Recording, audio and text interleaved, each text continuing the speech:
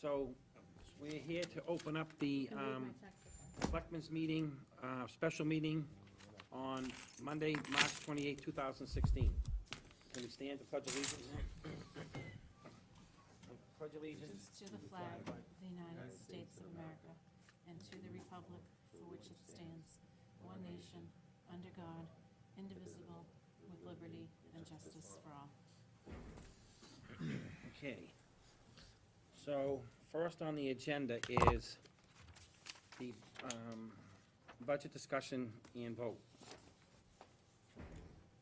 So, the first thing we were gonna go over is discussion on ways to close the deficit. Is Sam coming in, you know? Yes, he is. Here he is. Okay. So, I wasn't here last week, and what I wanted to discuss was a little bit more about the position for the new possible planner and also slash conservation person, and then I call it the building facilities person around the town hall. And I understand now's not the right time. I have no intentions of trying to hire him. But what I did tonight is Denise and I asked Sam to come in and just give us a little bit of a background on what a planner would do, what a planner's job would be, to give us a little bit of information on it. And I would like to visit this again in the fall special election possibly. Thanks again for having me in. I absolutely support having a planner. Obviously, makes my job go a little bit easier, so it's not totally unselfish, and I understand the reasons for the position that you're in with the limited budget that you have. But I think a lot of times people don't quite understand what a planner does, and that's pretty common. And if you do, I don't mean to be insulting in any way and going over what they do, but I just wanted to give kind of just a summary of some of the things they do and where long-term, hopefully they can save us some money. And I say save us some money, and depends on how year to year we go. We've been in some legal troubles in the past as far as how process has gone. We've had projects go through that maybe shouldn't have gone through or needed more review. And that planner is somewhat of that stopgap. Right now, we lean extremely heavily on a volunteer board. You guys know the feeling. You volunteer, and there's not enough hours in the day to do what you do. Same thing with planning, and the busier we get developmentally in town, and the more laws and regulations that come in place, the more burden it puts on that volunteer board. And most of these folks don't go to planning school. I mean, they come in green just like a lot of selectmen do and learn on the job, and that's a tough way to do it. We've got years of experience with Jim Freer, Mr. O'Hanley, Mr. Arcalian. They're not going to be here forever. I know Jim has spent a ton of hours developing a new zoning bylaw with Bobrowski, Koppelman, and Page. I meant to bring with me, Bobrowski is the guy that wrote the book. I have the book he wrote on zoning. Our zoning is not perfect. We're hoping to get it passed at town meeting. It's the next step in getting us closer to a bylaw that's usable. The one we have right now is extremely deficient to, in some places, just illegal. And we've been told that by a court, that we need to change it. It's not going to be perfect when we bring it to town meeting, far from it. That planner's job would be to, on a yearly basis, review, bring this up to date, make those changes, and hopefully stay up with the laws and regulations so that we don't end up in a court situation. One of the things that they review, subdivision plans, approval not required submissions, special permit applications, site plan review applications. Again, this is all currently being done by a volunteer board, which they do an excellent job, but we're not always going to have them. And, it concerns me that we've got a board that's been around for a long time. They're tired, and they've expressed that after decades of service, they're looking for an end game at this point. And yeah, hopefully we'll get some new blood in that will help out, but again, we're gonna have people that need some guidance.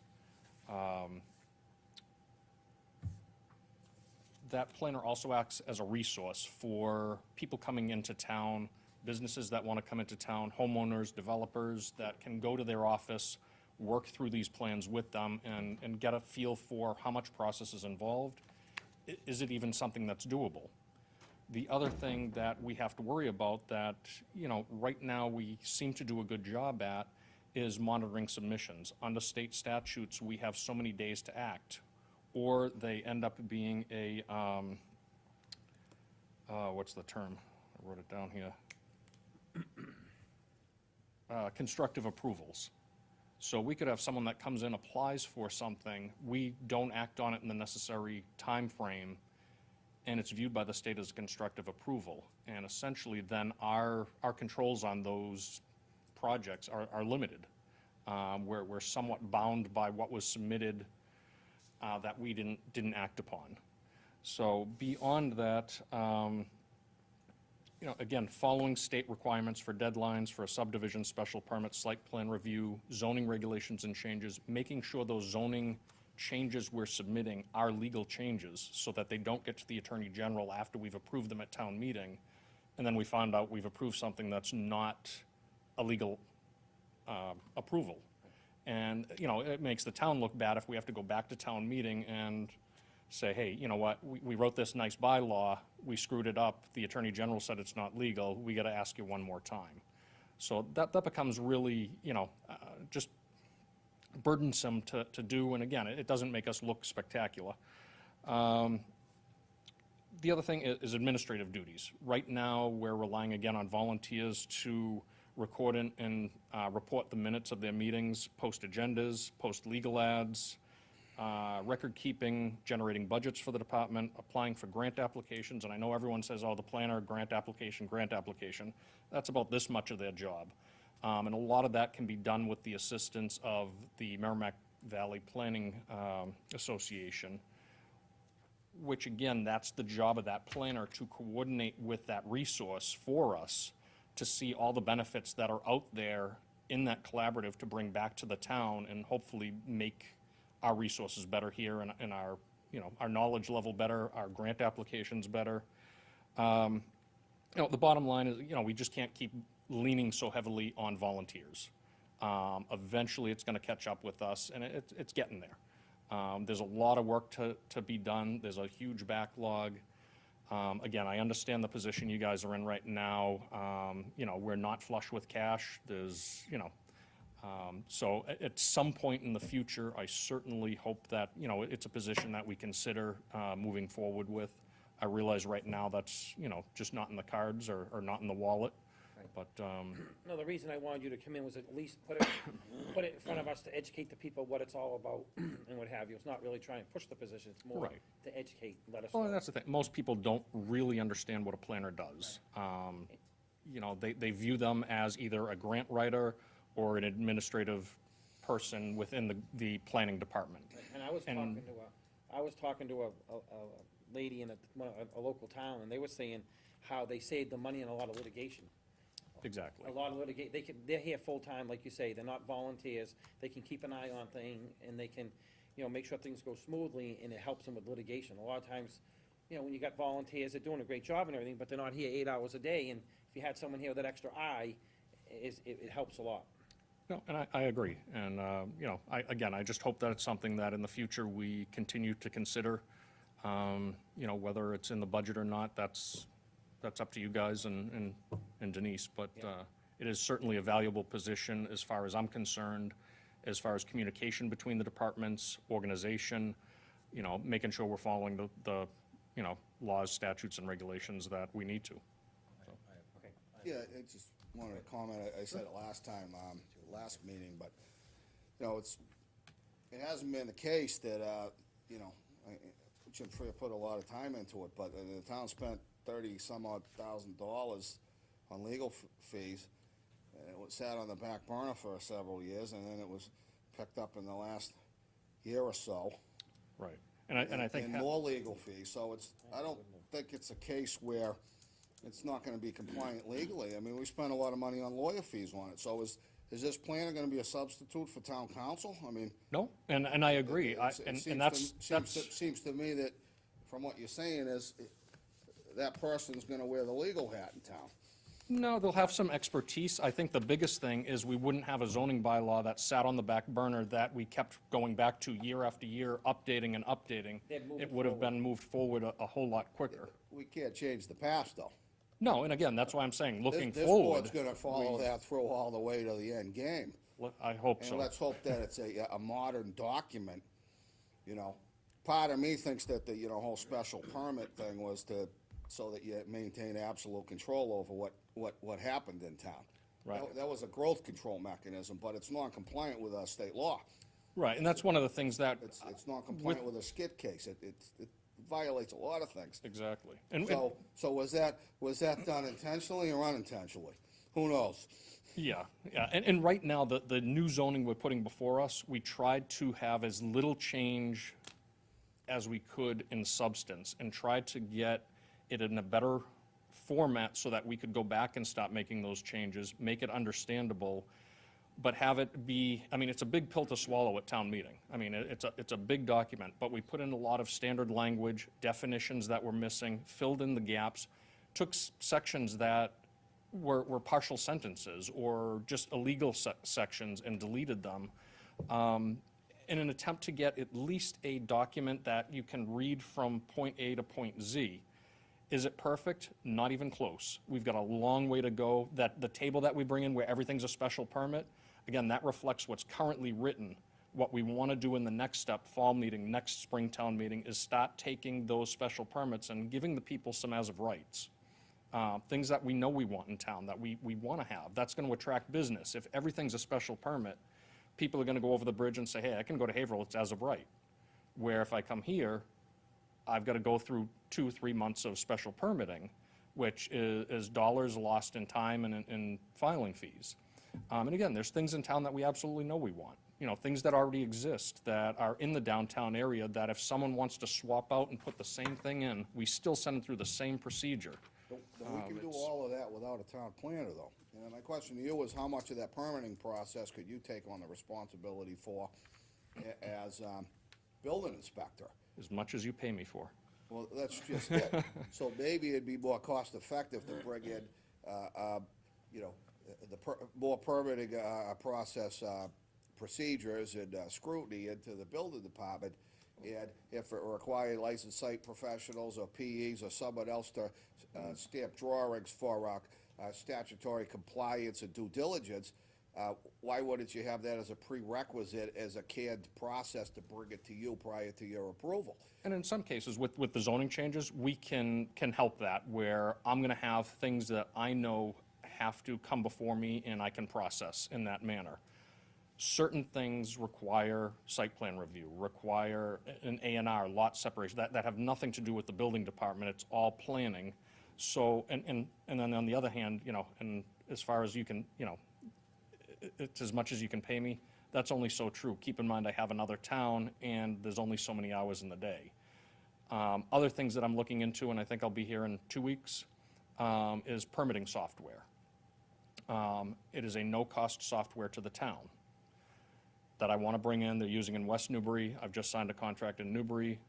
Georgetown's looking at it. I'd like to bring it here as well. That will help with that communication piece between the department and help me do a little bit of exactly what you're saying, to try and mitigate some of that workload off the planning and swing it into building a little bit.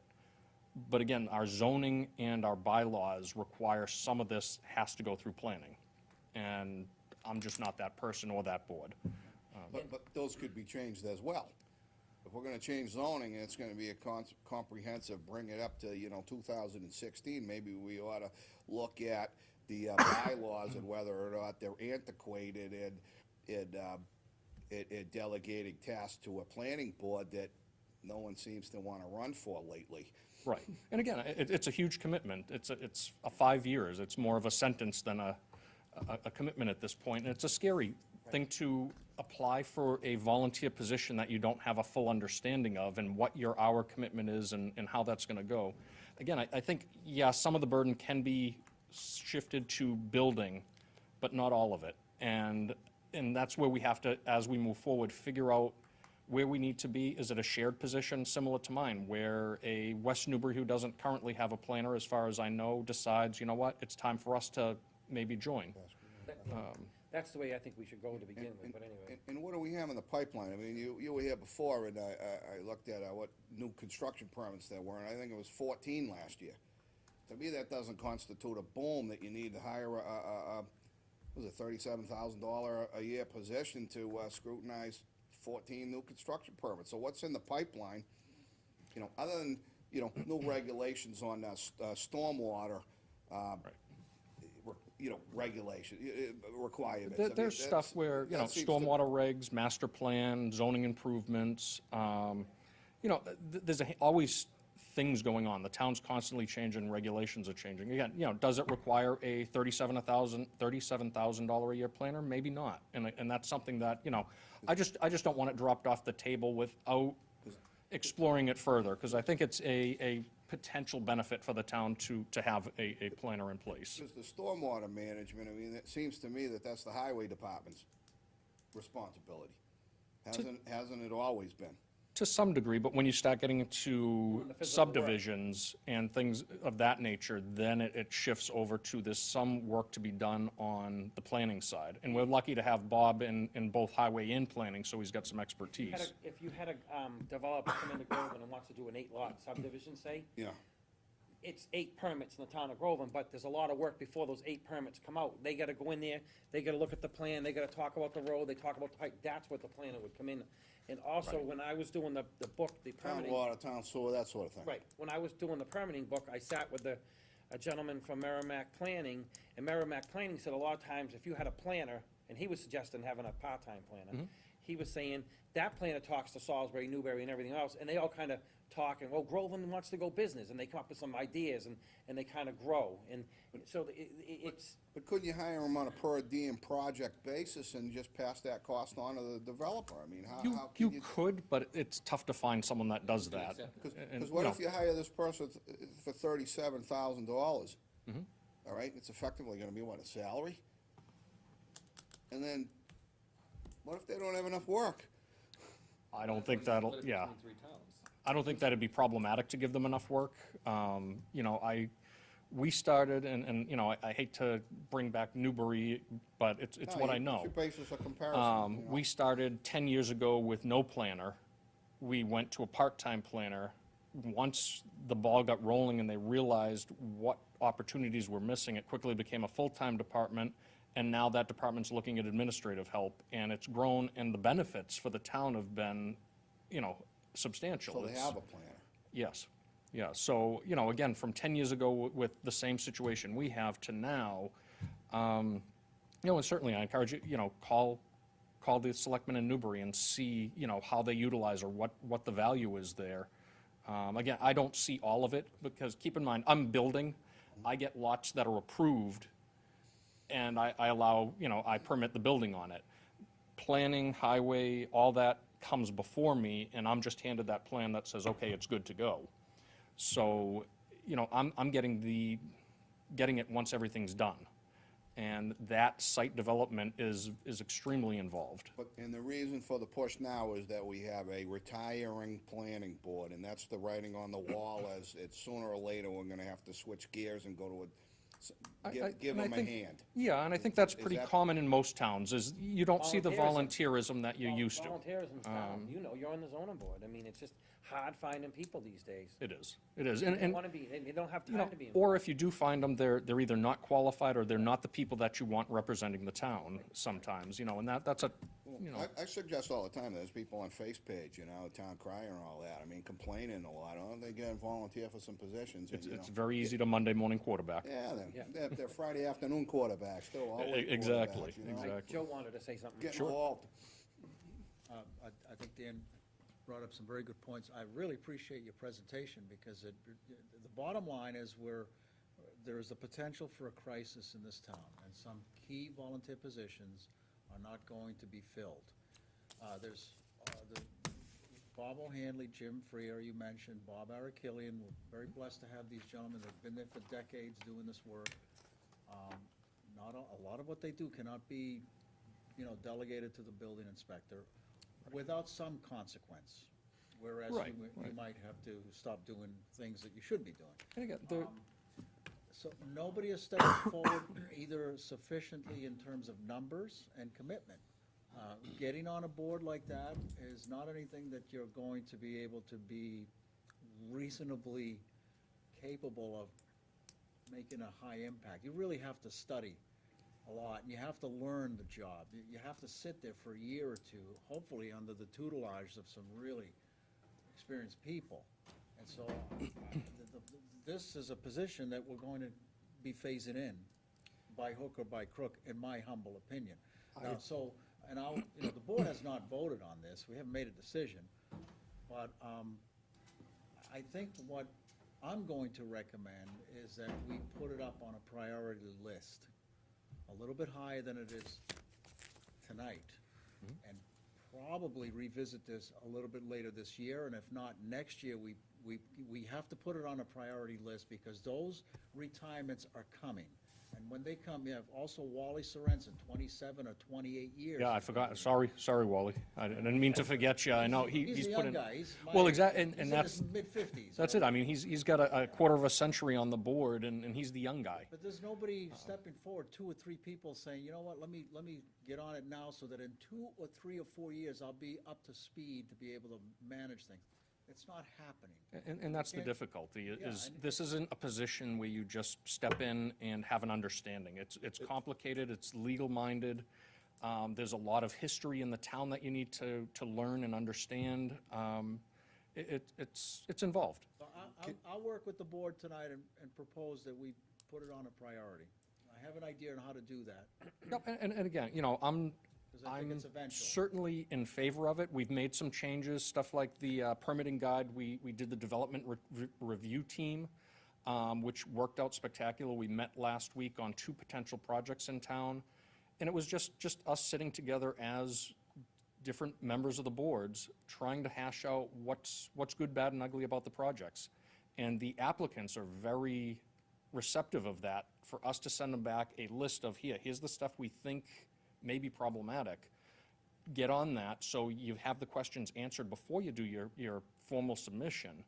And things like that are some of the examples where, yeah, we're pulling that weight away from the planning board as much as we can and trying to attack it as a town and a group. So it's, What I'd like to see is some sort of cost or benefit analysis, and if basically the town planner would take something off of the planning board's table, right. would some of those fees that generated over at the planning board follow that planner's salary? And same thing with the highway department. If some of the regulatory requirements are taken off of the highway department's responsibility list, it shifted over to the planner, could we take some of their budget? I think that's all something that we would be. No, but that's what I wanna see is, you know, cause we have limited funds, and yeah, maybe you need this person, but if it's gonna benefit several departments or committees, what have you, maybe some of that, the funding ought to follow the position.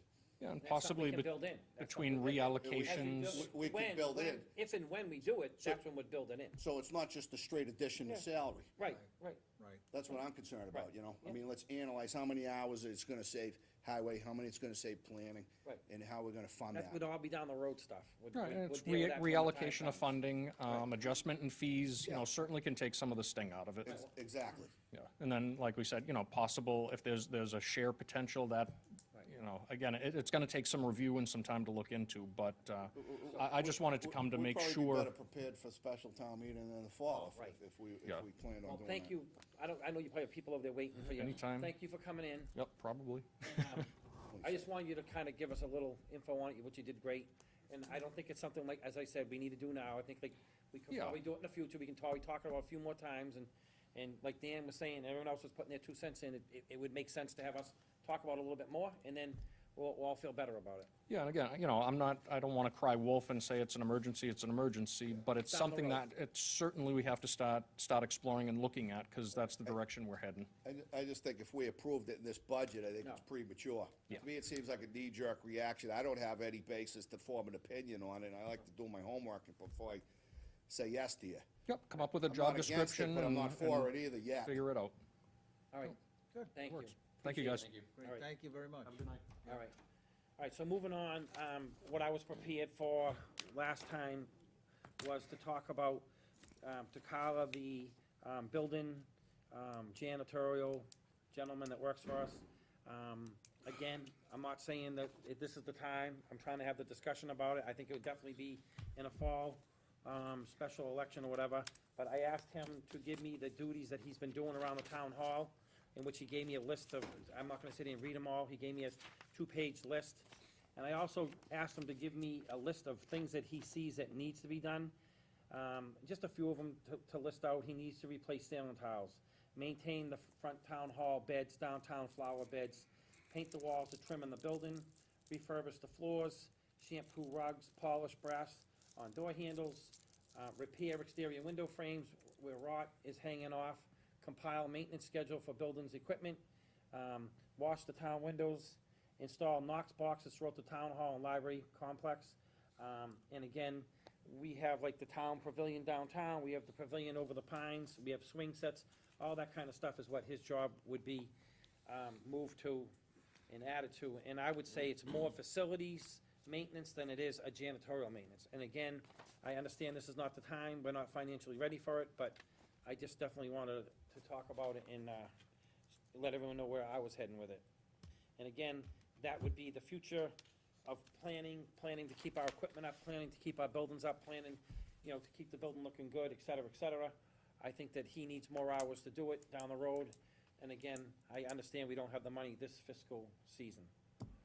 So, putting that aside, you guys wanna talk about that at all, or? Yeah, I have just overall on the budget, I finally looked at the numbers, really did some serious looking at the budget book last week and the week before, and I think that, I'm gonna guess where the board is gonna go. You know, we don't have the advantage of talking to each other and negotiating things in advance, in between meetings because of open meeting law, but the tea leaves are very clear. I think that this board will probably be very friendly to the following big concepts. Concept number one, we take a portion of free cash and put it away into our savings, things like stabilization fund. We take a portion of our free cash and we fund future liabilities, which Dan had rang the alarm bell quite well at the last meeting. That little thing called the OPEB, which is the other post-employment benefits. You know, we need, if we're gonna have people that are on our payroll and we have to promise them to pay their retirement someday, where's the money coming from? We have to put money away for that, and that can be done by making a commitment every year, starting this year, to put some percentage of free cash away for that. We do have, we do have a need for capital items, and that's always a priority, and we kind of struggle with that. We look at that, the Capital Improvement Committee will make its presentations, and then they come in, and we kind of prove things, figure out, how to actually fund those capital needs. But what I can't support this year is, expansion of positions, like the fire chief position from part-time to full-time, nor can I, at the moment, support the addition of a new position, such as the town planner, even though I feel it's so necessary. But on the town planner, if we could really be serious about putting it a little higher on the priority list, so that perhaps next year, before we make a commitment to a capital item, we now start taking a look at bringing that position on. And I think as Dan and you, Bill, had mentioned, and I think Ed Watson had mentioned this at some point also, we really need to look at putting that position across maybe 2 or 3 boards. Spread out that cost and build it into the budget of 2 or 3 boards that would benefit from that position. So I'm going to be really conservative this year. I'd like to see the school funded adequately, like the flat, have no increases for salaries, no expansion of any position from part-time to full-time, and certainly not adding a new position of town planner, with the hope that maybe we can really, after we put some money away in savings, such as stabilization, capital stabilization, stabilization fund, OPEB, from free cash, for example, then maybe we can have a special town meeting in the fall and take a good, hard look at that town planner. So- Okay. So, all right, so, thank you, Joe, very much for that. I will, now that Joe brought that up, I will go back to where I was trying to get, but if you guys take on top of the desk, you have the recommendation from the BOS, the chair and the finance director, piece of paper. And we were able to get $695,270 in certified free cash, in which I'll go through the numbers, and then ultimately we'll end up going through the budget, and we can go through and look at the numbers and possibly change them. Yeah, I didn't see this. Okay, Did you? so you have, Did you just, The free cash thing? yeah. There's an email that came in Oh, I didn't see. Friday? No, the recommendations Bill and I just worked Oh, on, so okay, the I free know- I cash didn't- came I No, don't out. see no, this the one, reason I yeah. got tonight. so, This is good. This you is have, actually, like reading our collective minds here. so right now, we have Good. $209,973 in a capital plan, which they have submitted to us. That's funding, this budget would be to fund that whole amount of money. Again, I would like to talk about that further on this evening, because I have a couple areas I would like to change that. We have talked about appropriating $300,000 into the stabilization account. Yeah. I was asking Denise, maybe changing that a little bit, we can discuss it later, but she felt the finance wanted that number to stay where it was. We talked about taking $70,000 and putting into the OPEB trust.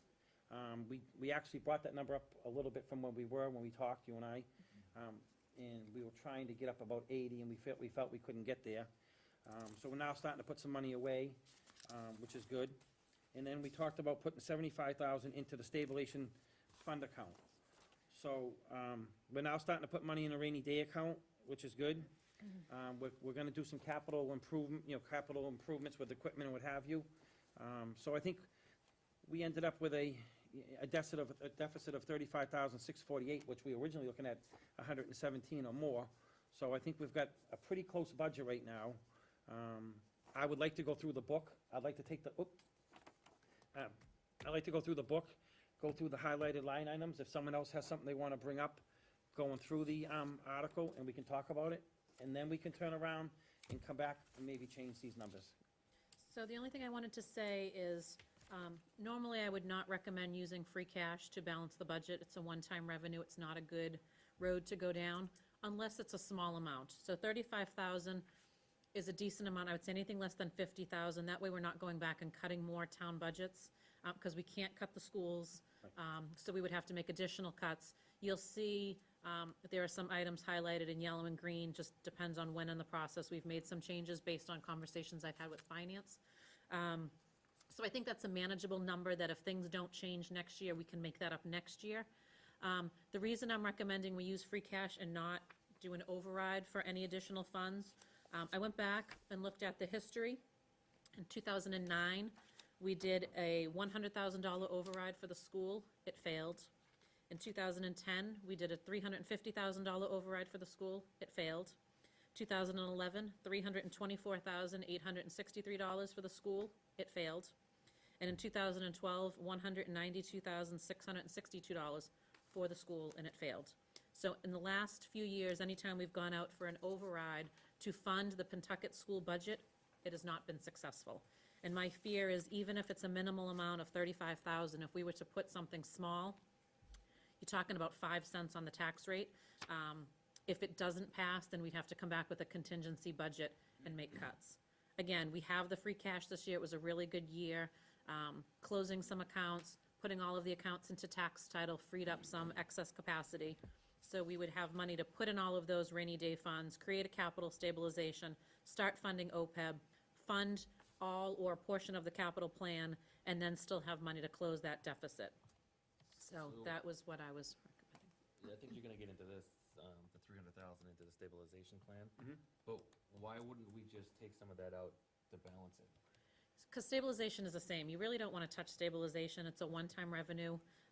That's really, you're putting that aside for larger issues. If there was a catastrophic change in state aid and we absolutely could not balance the budget, and an override failed, we'd have no choice but to do things like that.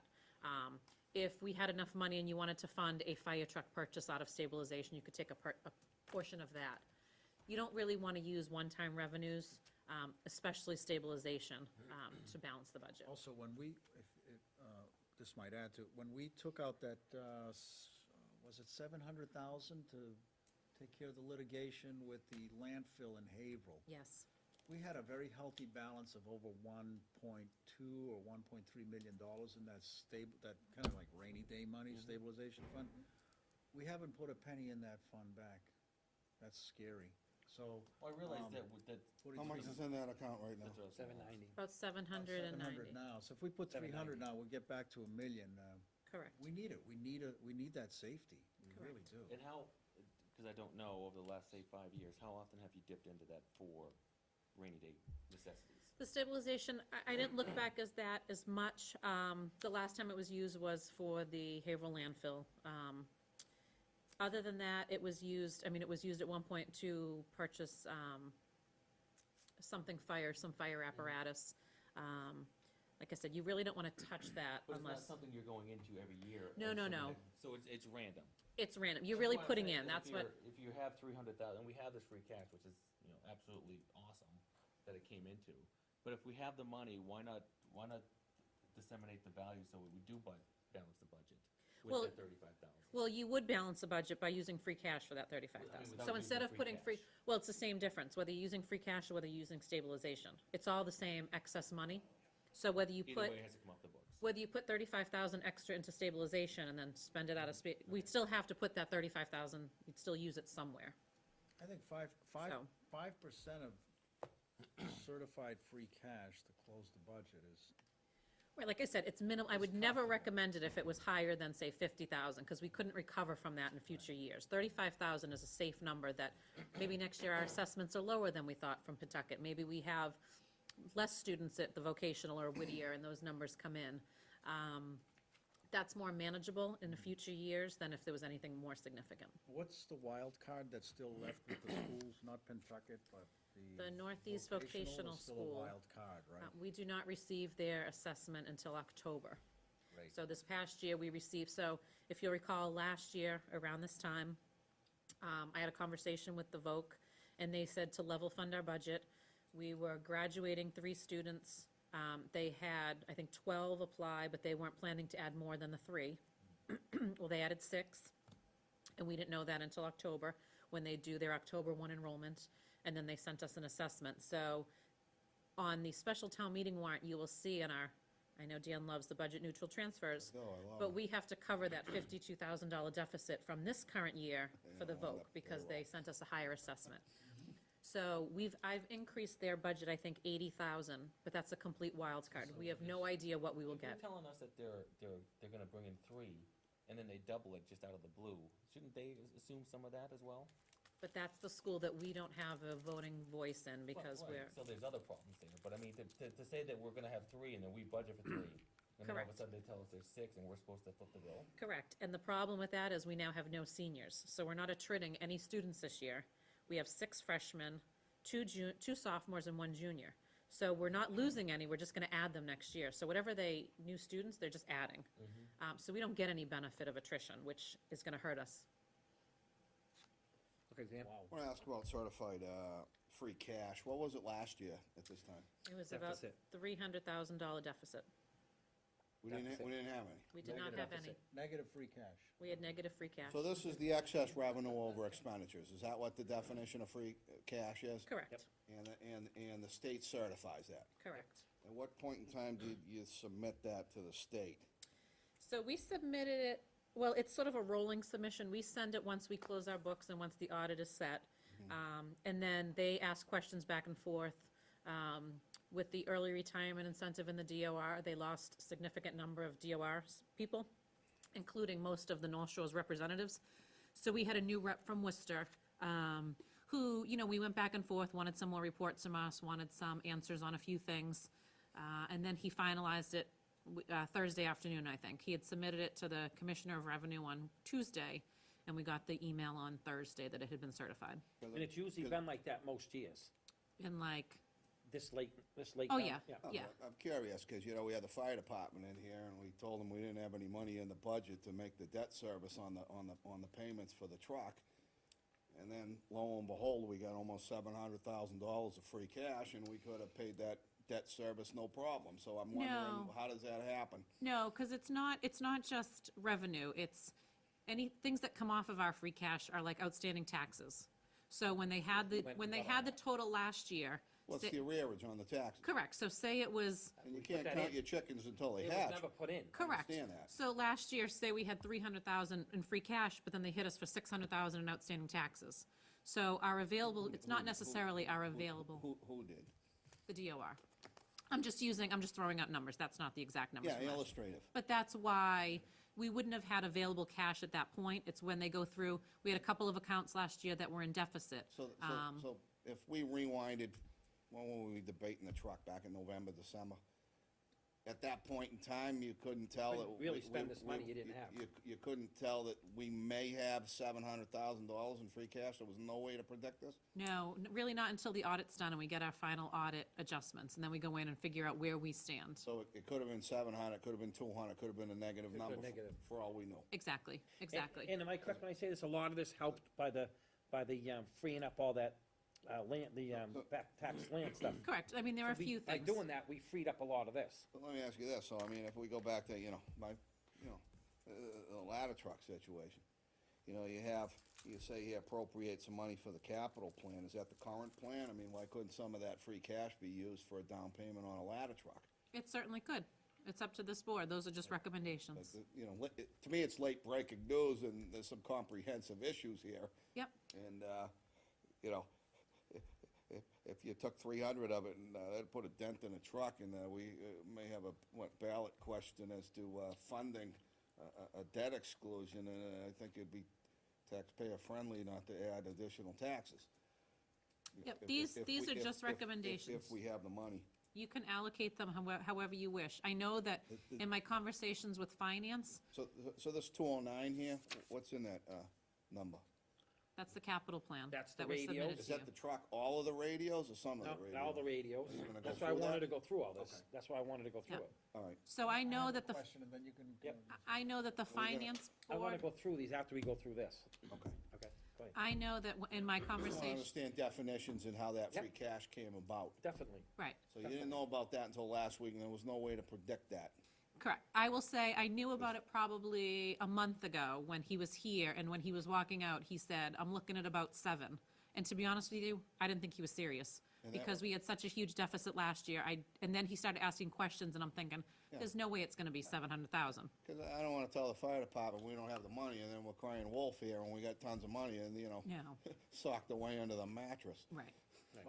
So I know in my conversations with finance, they were hoping, or they would support strongly, a large number going into stabilization. So they were the talking 300. half, at least half. Right. So when Bill and I talked, we said, well, let's start with 300 as a recommendation to put it in. But again, these numbers are completely up to you all and how you want to These aren't all reallocate etched that. in stone. So, go ahead, Joe. I have a But again, the finance presents their budget to town, they present the budget. They will present the budget. However, you all will present the warrant articles, because they're your warrant articles. So all of these items would be subject to a warrant article For appropriations. for appropriation. So that would override, or dependent on the vote. Correct. Because it's free cash, it would be a separate warrant article and not an appropriation in the line item budget. Gotcha. Okay. So, a quick question, a quick comment. First of all, from my humble opinion, we don't have the money to pay for a fire truck, because as municipal managers, we have a duty, to fund the planned capital, the capital plan, and we have a duty to put money aside in our savings, to replenish our savings. Two types of stabilization fund, and the other one called the capital stabilization fund. And we have a duty as municipal managers to put a dent in unfunded liabilities in the future, the OPEB trust, for example, so. And I think it is customary, based on my research, my asking around and looking around, I saw a brand-new fire truck down in Onset, Mass, where my parents have a place, and from the same manufacturer, and, you know, customarily, these communities buy trucks through debt exclusions, so. I know we keep asking you a lot of questions, so everybody take a deep breath and let's go slow. I'm not looking for details, but the reality is the certified free cash this year, a portion of it, safe to say, was created by the tax title, Correct, which a lot of that is non-recurring. correct. What other factors created this wonderful positive free cash? Because Well- last year was negative. Right, well, so a few things. So we were, New you know, board members. we were more conservative in spending. So, you know, we didn't allow people to just blow out their budget at the end of the year. There were, in the prior year, there were some accounts that were in deficit, that when you have accounts in deficit, you have to fund them somehow, and it comes out of free cash. Things like police detail. You know, they bill out, they don't necessarily get all the money in time, so that hits our free cash. A Chapter 90 reimbursement hadn't come in from the state in time, so that hit our free cash. This year, we had a bunch of accounts that were, that we've talked about in the past, some of those reimbursement accounts, donation accounts, things that shouldn't have been on the books in the fashion they were. We've closed those. So that's really, that and the taxes being collected or put into tax title is really what made up the bulk of our free The bulk cash. of it was the tax title, okay. So That- we all can pat ourselves on the back for helping that situation out. But that's all of all, us. but that's also a reminder that we As can't Dan use said. free cash to be buying things. The board makes a difference. Okay, so can we go down through these, are we good to go down, start going down through these highlighted items? I'd like to hear your details, actually, Bill. Okay, well, Okay, what's behind the I'm not gonna, numbers? I'm not gonna be a dictator, I'm just gonna ask you guys to talk about them. So the first highlighted one is in the Selectmen, the $9,196, that is for Cassandra's salary, am I correct? So, yes, so the administrative assistant salary and the treasury collection clerk, which is a few ones down, that's the consolidation of the treasury collection clerk with the administrative assistant line. That's moving Cassandra to cover both offices for a total of 30 hours per week. It's a savings about $16,000 a year by doing this. Okay. So any further discussion with anybody on those two? Nope, like that. I like that. Okay. What, the selectmen's stipend? Like a company car? Okay. So, moving down, we have, the next highlighted one would be, where are we at? I know Dan, where are we at here? Seconds, so we're moving down. What are you doing? Town auditor and all that? Well, then, Audit reserve. you guys wanna talk about it, go right ahead, but I was only gonna do the highlighted ones, but that's fine. If you So guys- I'll just comment, the difference between the yellow and the green, the yellow was the original proposed cut. So for instance, the education and association fees and office expense under my budget, you know, I was able to trim a little bit, it's not much, but I cut a little bit more based on where we were spending this year. So that's why the yellow, we've talked about, I think, in the past. The green were some new changes based on really conversations with finance, based on some conversations with this board, based on the recommendations to not fund those new positions. So that's really what the green represents. Okay. I know under the finance department, Selectman McDonald wanted me to, talk about that number under the finance director's salary. Just to clarify. To clarify. Yeah. I have asked the finance director if she would like to turn around and have an executive session, in which she said she would. So what we're gonna do is we're gonna carry that number for the time being, and possibly if it changes, it's gonna be moved in a special town meeting or whatever. So I don't know if anyone else wants to elaborate on that, but, that's what you had asked. Did I say that right? Yeah, pretty much. I had some question about the number and, you know, when I read on the contract, that's all. I had some clarification on, and Denise, I believe. If it's a subject, just to clarify, it should be in the executive session that I'm, if that's how it should be done, that's how it should be done. But I had some questions as to the contract and the dollar amount. Okay. Mike asked to try and clarify, I just explained to him, I don't think we That's can fine. at this point in time until we go to an executive session. Yeah, I mean, if he wants clarification, I have no problem with discussing the clarification. but- No, we can do the executive session, that's fine.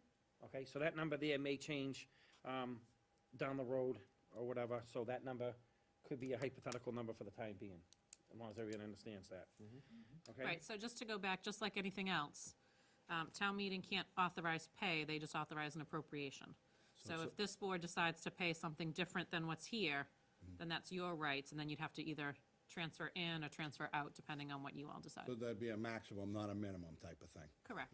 We could always negotiate to spend less, but we can't exceed that without going back to a special town meeting. Correct. Yep. Okay, so everyone's good on that? Oh, Are you gonna go to executive session soon? no, Okay. Are you gonna make a decision tonight? we're gonna make a decision on what I just talked about. We're gonna make if we do make a decision, we're gonna make a decision on leaving the number where it is, and ultimately we'd be moving the money at maybe a special town meeting. If there is money, we'd be moving it back. I was just thinking of the decision in general. They plan to make a decision on the whole budget, yes. We're gonna try. And if we don't, what's the timing on that? I think we No, I will. think they've been discussing it, I think they're ready. I mean, I don't want to speak for the board, but I think they're ready to vote on the We're gonna make a budget itself. decision tonight, I'm pretty sure.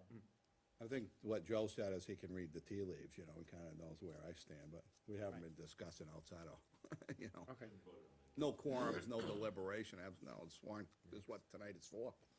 See if we can come up with something, right? Are you That's why, expecting more? that's why we're here. what's that? Are you expecting the other members to be here? No, Selectman Watson went away this week, so he will not be here. Can we ask you a question? Are we allowed to do that? I guess so. It's up to Bill, Yeah, Mr. sure, Chair. go ahead. Well, we've heard about, I mean, can I ask what, you know, because I like to work with others and know where you stand in terms of finance committee. What's your, I heard some things about the finance committee's position or the funding, the stabilization fund. Is it accurate that you want half the free cash to go there? Can you comment on that, or it's not? Not more than that, but Is that? it's always open for negotiation, I guess. Okay, and when would we do that? Let's say we come up with one, you come up with a budget, how do we work out differences? Is that on the floor of town meeting, or can it be What done? you wanna have happen, and we submit the budget to the town.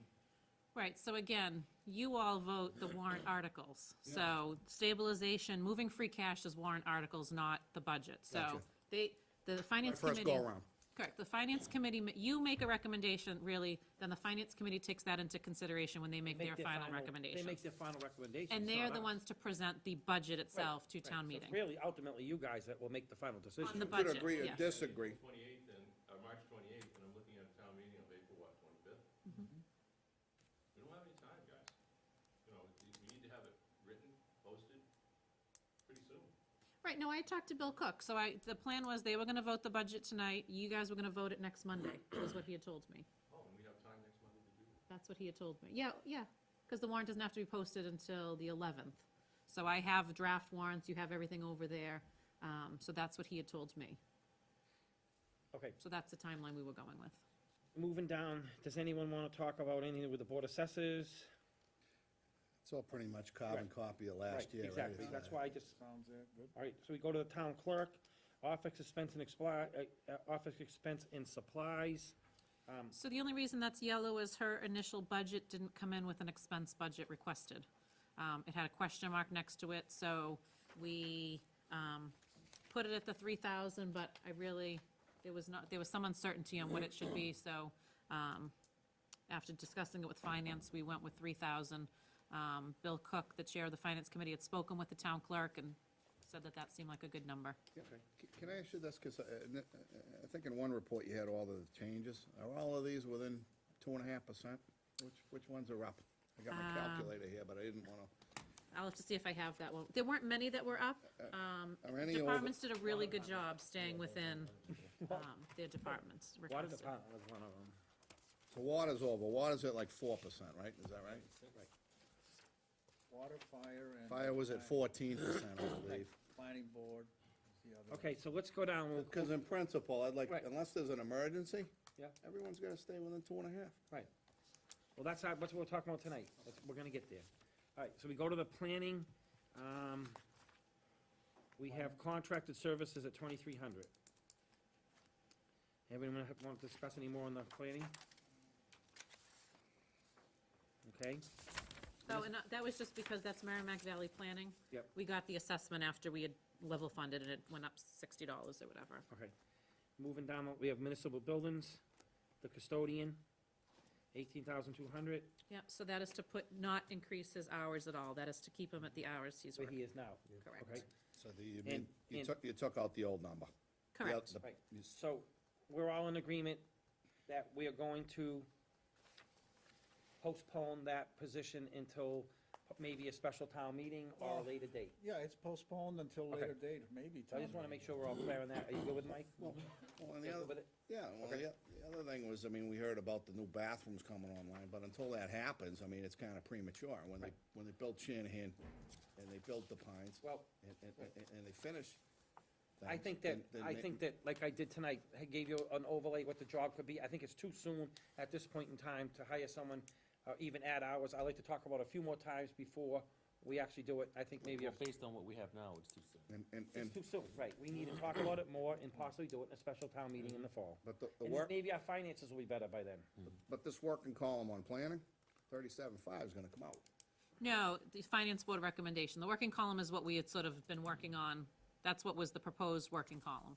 So it's the last column you want to look at. The last column is what Finance Board is recommending 0 for that Zero. line. Well, that's the same, it was the same I was using as a Selectman column and the Finance We're column. not the finance board, though. Yes, there's a fourth column on the page that wouldn't fit that said Board of Selectmen. That's the same numbers as under that column, So, because that's based on things you all have said I'm as in well. agreement with 0 on that. 0's good. Okay, All right. Just All right. wanna clarify. okay, It's not so labeled that way. It is the All right. Finance Board Municipal recommends buildings. column we are discussing. municipal buildings, 18,200. Everyone good with that one? Okay, Dan, Joe? Yeah, again, we're not adding. Yep. the extra. Okay, police department pretty much stayed the same throughout. Okay, so we go down to the parking clerk, that's pretty minimal. And now we come into the fire department. So, So the amount that's in the recommended column is only a 2% from where the position currently is. You will see when you start going through the town meeting warrant, a warrant article was submitted from the fire chief to increase his salary and his hours. Is that even legal? It is not. It is not legal. Well, then why should we even post it? Well, I put it in because you haven't voted on the warrant article, so if you decide not to support it, it will come out, but I did include it because it was submitted. But it is not legal. Town meeting can't make you negotiate, they can't force you to change somebody's hours, and they can't set salary, so Statutory authority in the Board of Selectmen. that is correct. Exclusively. I also reminded that even if there was a legal basis for the warrant, and the town said yes, town meeting, we still have the final say as Board of Selectmen to That is cut correct. the check. So based on your discussions that we've had, I only put the 2% in that everyone else was getting, so that's what that number represents. I just want to, just for the record, the town planner can't agree to it at the moment because of fiscal, financial reasons. But in principle, I think it's a necessity, not to reiterate what I said about an hour ago. Okay. The fire chief, I can't support the increase in salary on two reasons. Number one, financially. Number two, on the principle of it. Okay. All right, so we're on the fire department. I'd like to have you go back over to the capital plan of 209,973. And my suggestion's gonna be on the 209,973 is I am not in favor, in that number is the radios, and I wanna say it was like 83,000. 82 and change, Okay, yes. so I'm not in 82,000 even. favor of the whole 83. In our conversation with the fire chief, and he was in here, when I questioned him, he stated that he felt that the men needed the radios more so than the trucks or what have you. So it's gonna be my recommendation, it's purely mine. I would like to go with, I don't quote me number, I wanna say he said between 15 and 20 radios would get him where he needed to be, because he's at 40 men now, he's going to 35 men, and I think that we could save a little money there, and ultimately maybe put some more money into the OPEB or the stabilization fund for Bill. next year. Bill, 82,000 bought us how many radios? He said that he could get away with, I believe, 20, 15. No, I think the 82,000 was 40 radios radios, and equipment for the Right, trucks. his whole number was. Yes, that was right. everything, He was said the it was roughly 82,000. 1,000 a radio, He roughly. said he can get by with 15. Go 15, my opinion. What's that?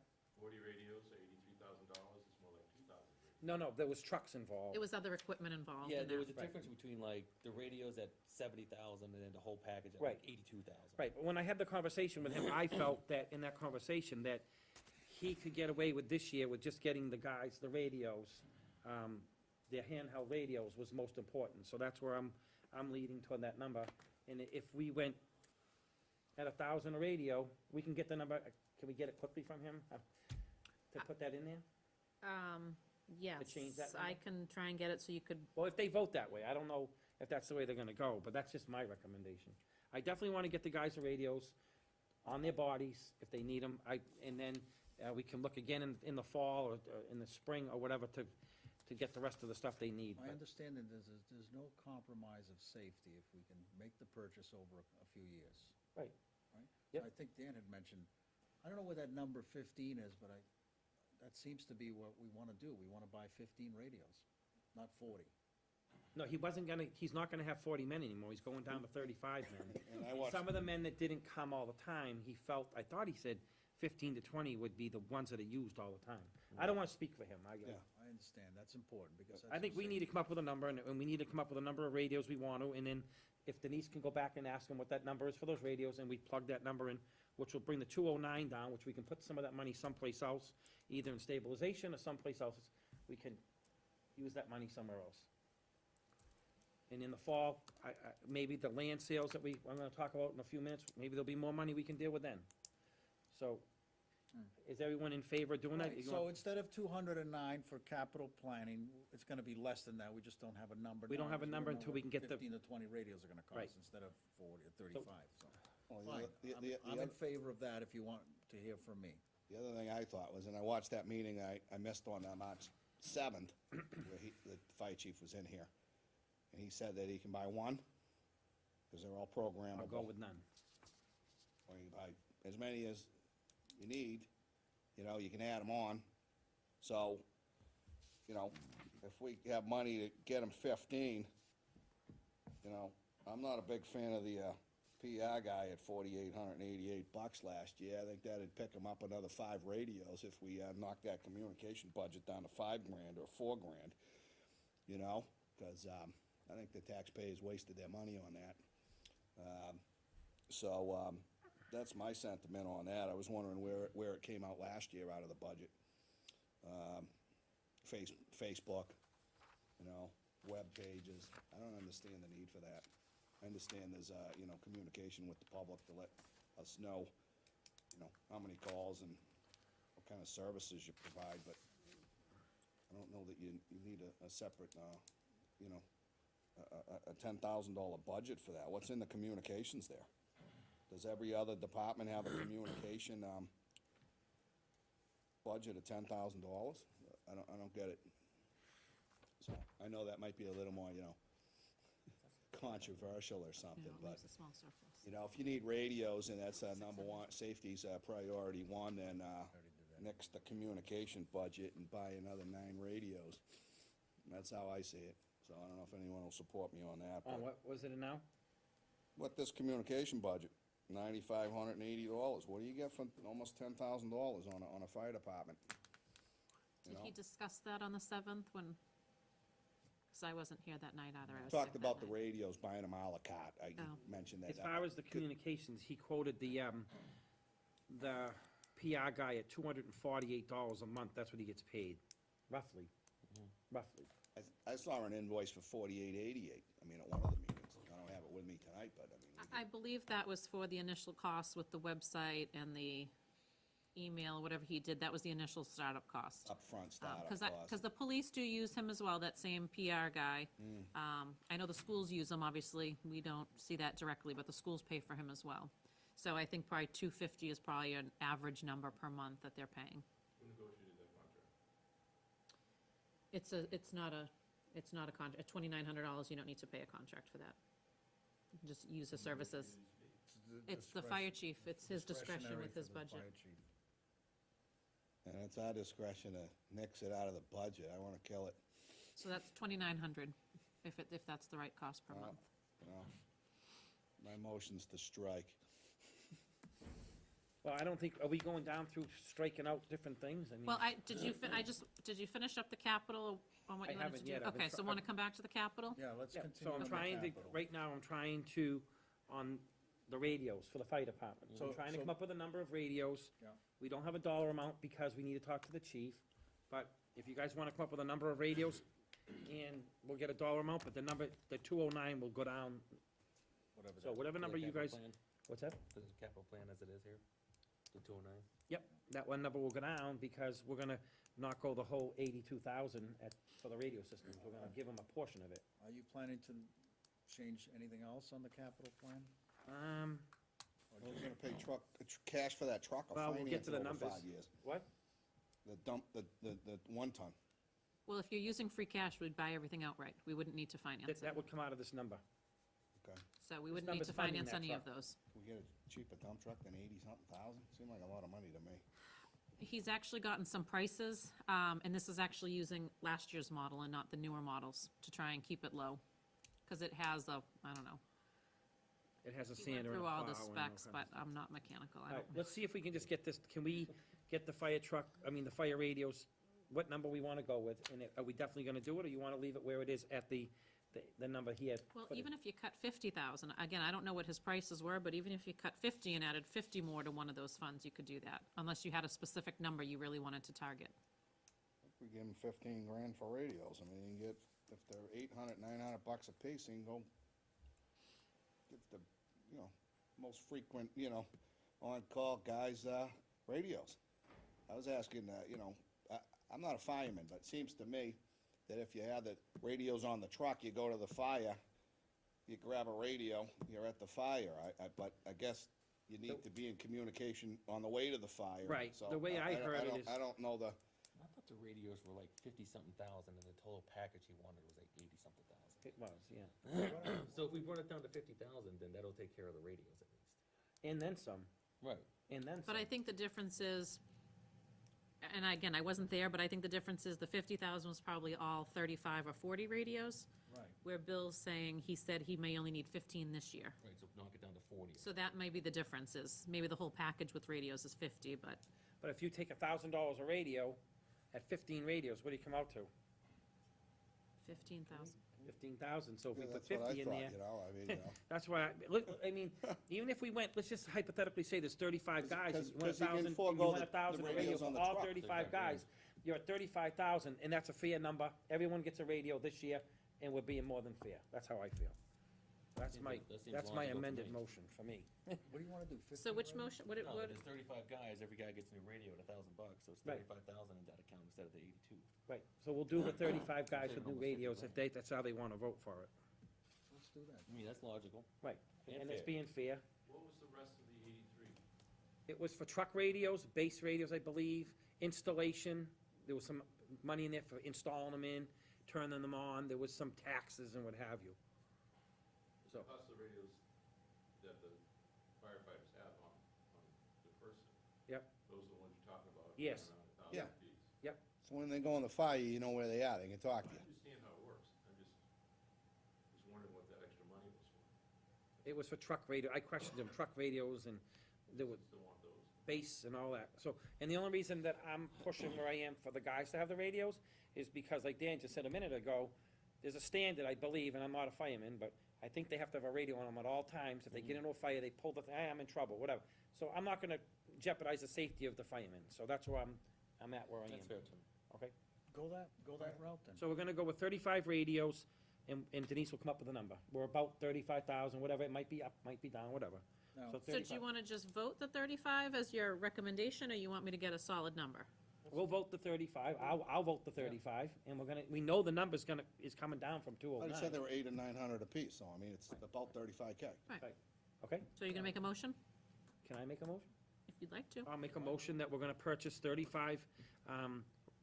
handheld radios for the firemen, and the we will change the 20973 when we get the final number from the fire chief.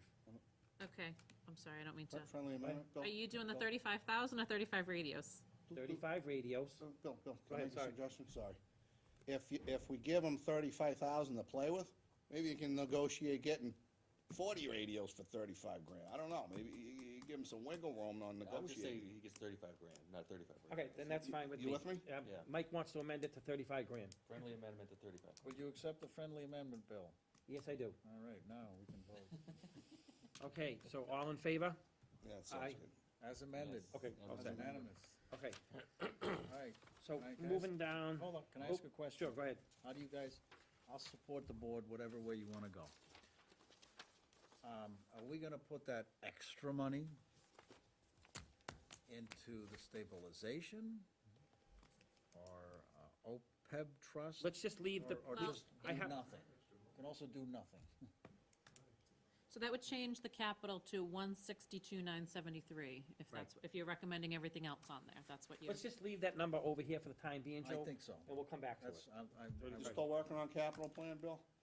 We're coming back to it, yes. We're gonna circle back. The capital Well, we're plan, going back and forth. You're in 209 here, right? Yeah. now we're down to Minus, 163. minus the 35K off that 209 number. You know, so what's next to agree to? So what I wanna talk about later is where the 35K is gonna go back. right, but you don't have to, We don't have to you don't commit have it to to do anything. Right. Right, you don't have to appropriate No, that. I understand, maybe they don't want to. I mean, Right. I put 35 here in the paper, maybe they'll talk about doing nothing with it, just scrap it and get rid of it, I don't know, that's, I Yeah, put like, the for number over. example, if we had this desire, say, well, gee, at 300,000 into stabilization, I wish we could do more. Well, maybe we might be able to fulfill that wish a little bit later tonight, if we Okay, wanted to. well, right now, Maybe. I just put the Maybe. 35 aside. We'll Right. talk about it. So 47,000 is excess at this point. Are we gonna vote That's on the truck difference. next? Okay. So, in the fire department, in the chief, what was that letter? That's nothing to do with this. The article, it's in the Yeah. town meeting warrant that we'll get to. So Would that that's be- his okay. request to. Not now. You can, I mean, we can talk, so that's, you will have, in the draft town warrant, it's one of the last articles, there's a few at the end, not the special, the draft. Mike, the other one. Here, I'll read it, how's that? Article 34, to see if the town will vote to instruct the Board of Selectmen to sign an employment contract with the fire chief pursuant to MGL C41 S10-1080, incorporating the salary amount recommended by the chief for the coming year's budget as approved by the town meeting, and specifying that the chief will devote no less than 30 hours per week to the job or take any other action relative thereof. Right, so again, I included it because it was requested, but this board controls the warrant under Mass General Law, Chapter 39, Section 10. So if you vote you're not in favor of it, it would not appear in the warrant.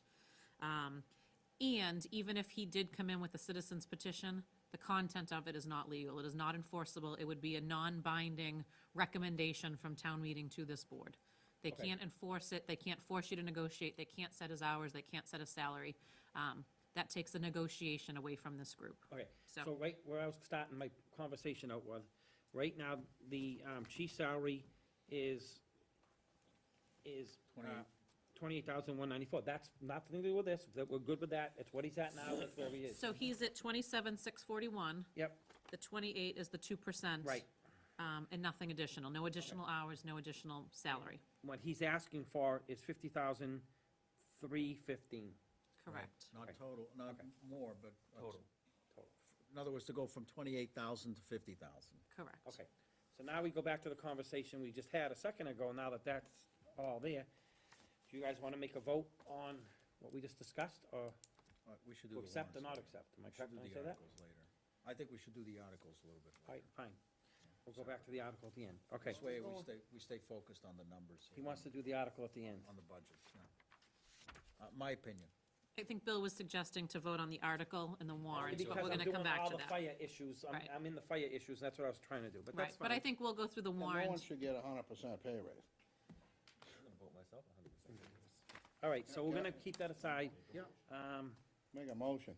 All right, let's You wanna move. come back to it, Bill? I'll follow procedure. We're Let's- gonna let's circle keep back going, on that Bill. All issue? right. Yeah, because we're gonna go through all the articles in the All warrant. right, so coming So down that the will come list, back. So I think, I'm sorry, just to clarify, I think Bill is moving forward with the salary staying at 28,198, That's what I was correct? saying, Yes. right. Which is the customary, quote Right. unquote, customary 2%. And that's all I was saying, you guys good with So keeping that you can vote, 28,000? you can vote on everything individually, or as you're discussing it and just working off that last column, you can vote in total of that last column. So you don't need to vote on every individual item, but it's up to you how you want to do that. You can vote on this item right now if you want, whatever you want to do. I was just trying to get a consensus that everyone was good with staying with the 28,194, That's fine. not going to the 50,000, that's it. Consensus Okay. granted. Yes. Thank you. All right, now moving down the list. Stay the same. All right, so we have the education, and we go to the Pawtucket assessment of 800, whatever you want to call it, 8,357,742. And then we go down to the capital assessment at 559.388. So I don't know if you guys have anything you want to discuss in here any further? I know we've talked about it a few weeks ago. There's no increase at all, right? There's nothing, that should be their final number. Yep, so it stayed the same. From what we've discussed in the past, yes, it's. Okay. The Whittier is a good number. They've voted their budget, so that 990, 981 for Whittier is a good number. The only wild card, as we talked about briefly, was the Northeast Vocational Technical Assessment, because we don't get their assessment until October, until they certify the student enrollment on October 1st. So we will not know until Go to October. Another 200 grand? I wouldn't say 200, this year it was 51,000 that they hit us with. So it could, which is another reason why if there's 47,000 extra, you may want to leave it, so that if we do have an assessment and we need a special town meeting in the fall, we could appropriate So we that have to. rainy day funds for that, it's So we could appropriate that additional free cash that we haven't applied to something like Northeast Vocational Technical Cash, like, Assessment. For example, leftover, for example. Okay. So it's lower than last year? No, last year was 120,000. No, the total on the total education. No, it 10,108,000 no, you have to look at the left side. versus No, they 10,190,000. requested 10,108,000. No, you have to look at the left side. So last year was 9,553,879. Gotcha. Okay, are we all good with that? Yeah. and- Okay. And those numbers, I mean, what control do we have over that? The Northeast Vocational, we have none. Any of these numbers, I'm asking, None. right? We're getting our school committee That's what I'm involved driving to at, right?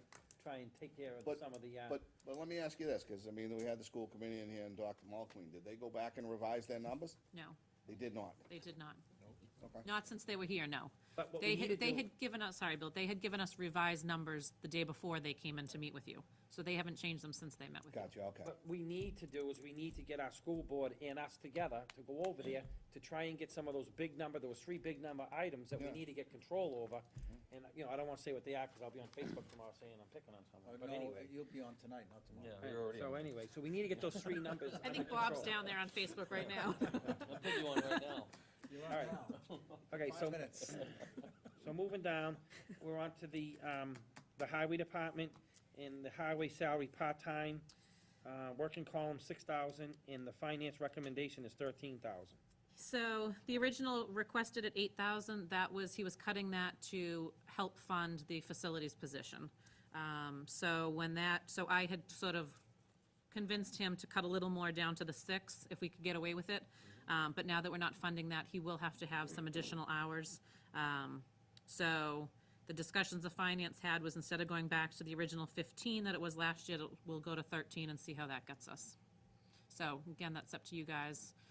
It's not restoring that part-time in its entirety, but it's giving him some capacity So- to hire the part-time laborer that he had, like cutting the grass and doing weed whacking around town hall. Right, so that person's gonna go back and mow all the town parks and town hall and all that weed whacking. Correct, and, you know, Bob and I talked that we may have, once the bathrooms are built, if he has some money, and we can give an hour here or there to our facilities and not have him go over the threshold for getting benefits, we may have him do an hour a week if there's some capacity in his part-time line, to at least cover the bathrooms.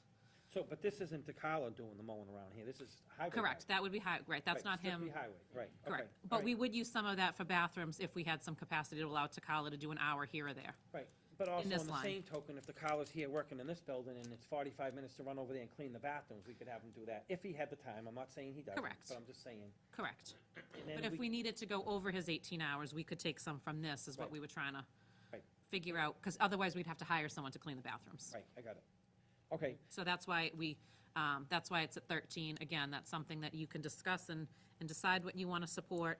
We're not going back to the 15 it was, but we can't cut it down to the 6 because now he needs to have help. are Well, not I gonna happen. definitely support that, because I know what it involves and what it entails, and I know that they actually could use more help, but it's not the year to give it to them. I was promoting more help last year. I think this is a good compromise, 13,000. And why is it less than the 15?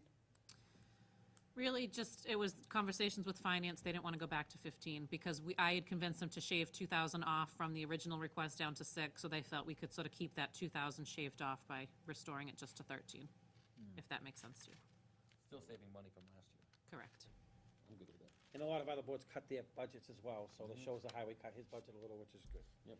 All right, so I'm good with that number. Is everybody good with that number? Any more Good. conversation? Dan looks good. Joe? Yeah, Okay, fine, good. good. All right, so flip the paper over, I guess, and we come to the Board of Health. We come to the finance recommends 2,500, and I believe, it looks like they asked for 3,000. So they actually asked for 5. The Board of Health, in the past, has not spent more than around 3,000. But their budget was always 5. We cut them last year because they were not spending that much money. They were not happy that their budget was cut, which is why they requested the 5. Initially, we were, so my recommendation was to cut it down to 3. Some conversations with finance actually wanted it lower than that. But after conversations with the Secretary of the Board of Health, they do have specific contractual obligations where they have an outside person doing their food inspections, their restaurant inspections, and they pay her approximately $1,400 to $1,600 a year. Then she has the printing of the recycling calendars and a few other items. So she normally would be at about $2,300, $2,400 a year. So my recommendation, which I'd sent the finance board an email and asked if they would consider 2,500 as opposed to the number that they were tossing around. So it's still less than what they're requesting, but it's something that she feels they could live with. Again, that's not the Board of Health themselves, but that's, from her position, she thought that that was a safe number for them. Okay. Now, on a separate issue, is there no Board of Health? So there still is a Board of Health until the election. May 2nd is when Richard Lombard's resignation goes into effect. No one has taken out papers to fill the vacancy that already exists. There are 2 vacancies. There will be 2 vacancies when he resigns, yes. So a couple of things. I did have someone today come in and express interest in being on the Board of Health. Again, there would not be a position vacant until the 2nd, at which point then this board could make an appointment.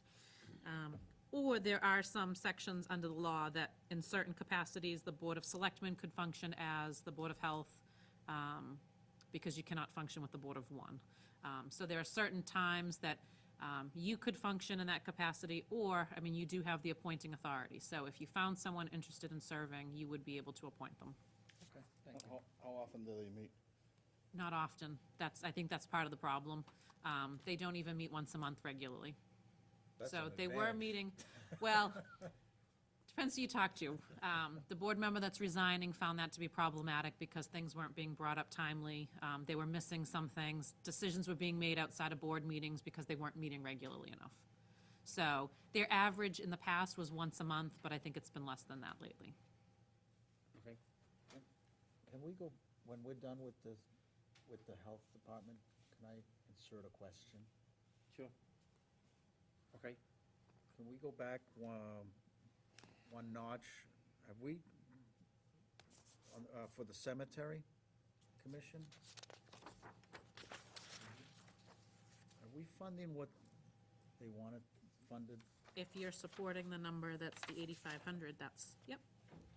Is there something that they wanted that we're saying no to, or Not if you're supporting the the 8,500? recommendations that Right, are in here. Okay, that's right. That's everything that they've Okay, requested. so, that is what, okay, I thought we were missing something, so, because I didn't see any green or yellow in there, and Nope, I wanted to make sure we weren't missing anything for those guys, so. nope. No, what they were asking was, under the capital plan, they were asking for a new vehicle. Right. Right, so the issue, if you're referring to why Bob Guptill is here, is in the past, they had 8,500 for part-time wages, and that was cut to 6,000, because last year, for those of you that were on the board, if you'll recall, their budget was primarily funded through receipts of the cemetery and not through the general fund, which is not legal. So we gave them a general fund budget, their receipts are now general fund receipts, so it was sort of like a transition year, figuring out what they really needed. So their request was cut to 6,000. They've expressed that they really need the part-time help, so the recommendation is for what they've submitted. The only question that I was waiting to hear on is their fuel line, because they've level funded their fuel, and obviously fuel costs have decreased, so that line may be a little higher than it needs to be, but otherwise, the recommendation is for what was submitted. And we were good with that when we went to it, so, Okay, good, thank you, appreciate it. okay. So, we did the health. Moving down, we come up to the library. So the library, and again, these items are up for discussion. Currently, we have an interim director. We do not have a permanent library director. So the thought, after some discussion, was she should not get an increase because she's an interim. And then when someone is hired, they should be hired at that same $61,000 salary, which is why the 61 is in there. The other two numbers, if you'll notice, on the appropriated fiscal 16 on the left-hand side, their staff wages was at 101. They were requesting 107, which is significantly higher than the 2%. Same thing with the part-time wages. So those, that 103, 433, and 6842 represents 2% more than what it is this year. What was why the extra $6,000? To be honest, I don't know. fine. They met with the finance. I didn't even see a copy of their final budget until after that, so I'm not entirely sure. So But what was that increase that they were requesting, 4%? yes, and it seemed like they looked like they were reallocating some staff, but even currently in this fiscal year, they're well below the percentages they should be at this point in the fiscal year. So I just don't think they're using it. So I think giving them the 2% only assures that each employee would get the 2%. And they're all hourly, so, you know, it should be pretty standard too, especially the library staff. They should be pretty easy to calculate based on what they're making. So that's why, again, the director's salary, that's up for discussion if you feel it deserves an increase, if you feel you want to stick with the 61, but that was some discussions that have gone on. Okay, so, moving down to the list, we have the unclassified. The only change in the unclassified was the street lighting budget. Originally, I was given a number of 40,000. When all of the numbers and figures came into the light department, they figured it's more close to 35,500. So that's why the change is in there. So I think that's it for this. So, the actual was 35,000, or 38,500. 38,500, yes, sorry. Yep. Okay, so does anyone have any other questions on this, Article 5? Well, related to that, can you give us an editorial about the overlay? So the overlay surplus on the other spreadsheet, the local receipts spreadsheet on the back page, I spoke with Debbie Webster. She feels comfortable that 195,000, it's what we used last year, that's a good number. That still leaves us with about 470,000 of overlay surplus, not counting the future appropriation of 135,000. So that still would cover a few years if we needed to utilize those funds. So we're using, originally it was 175, but when I saw the deficit, I figured if we could get a little lower, under 50,000, she was okay with increasing that to 195 from 175. So it's just another revenue source we have. Another question. The Essex County retirement contribution, is that an actual figure? Yes. Now, that's my question, because I brought up, you know, the OPEB trust.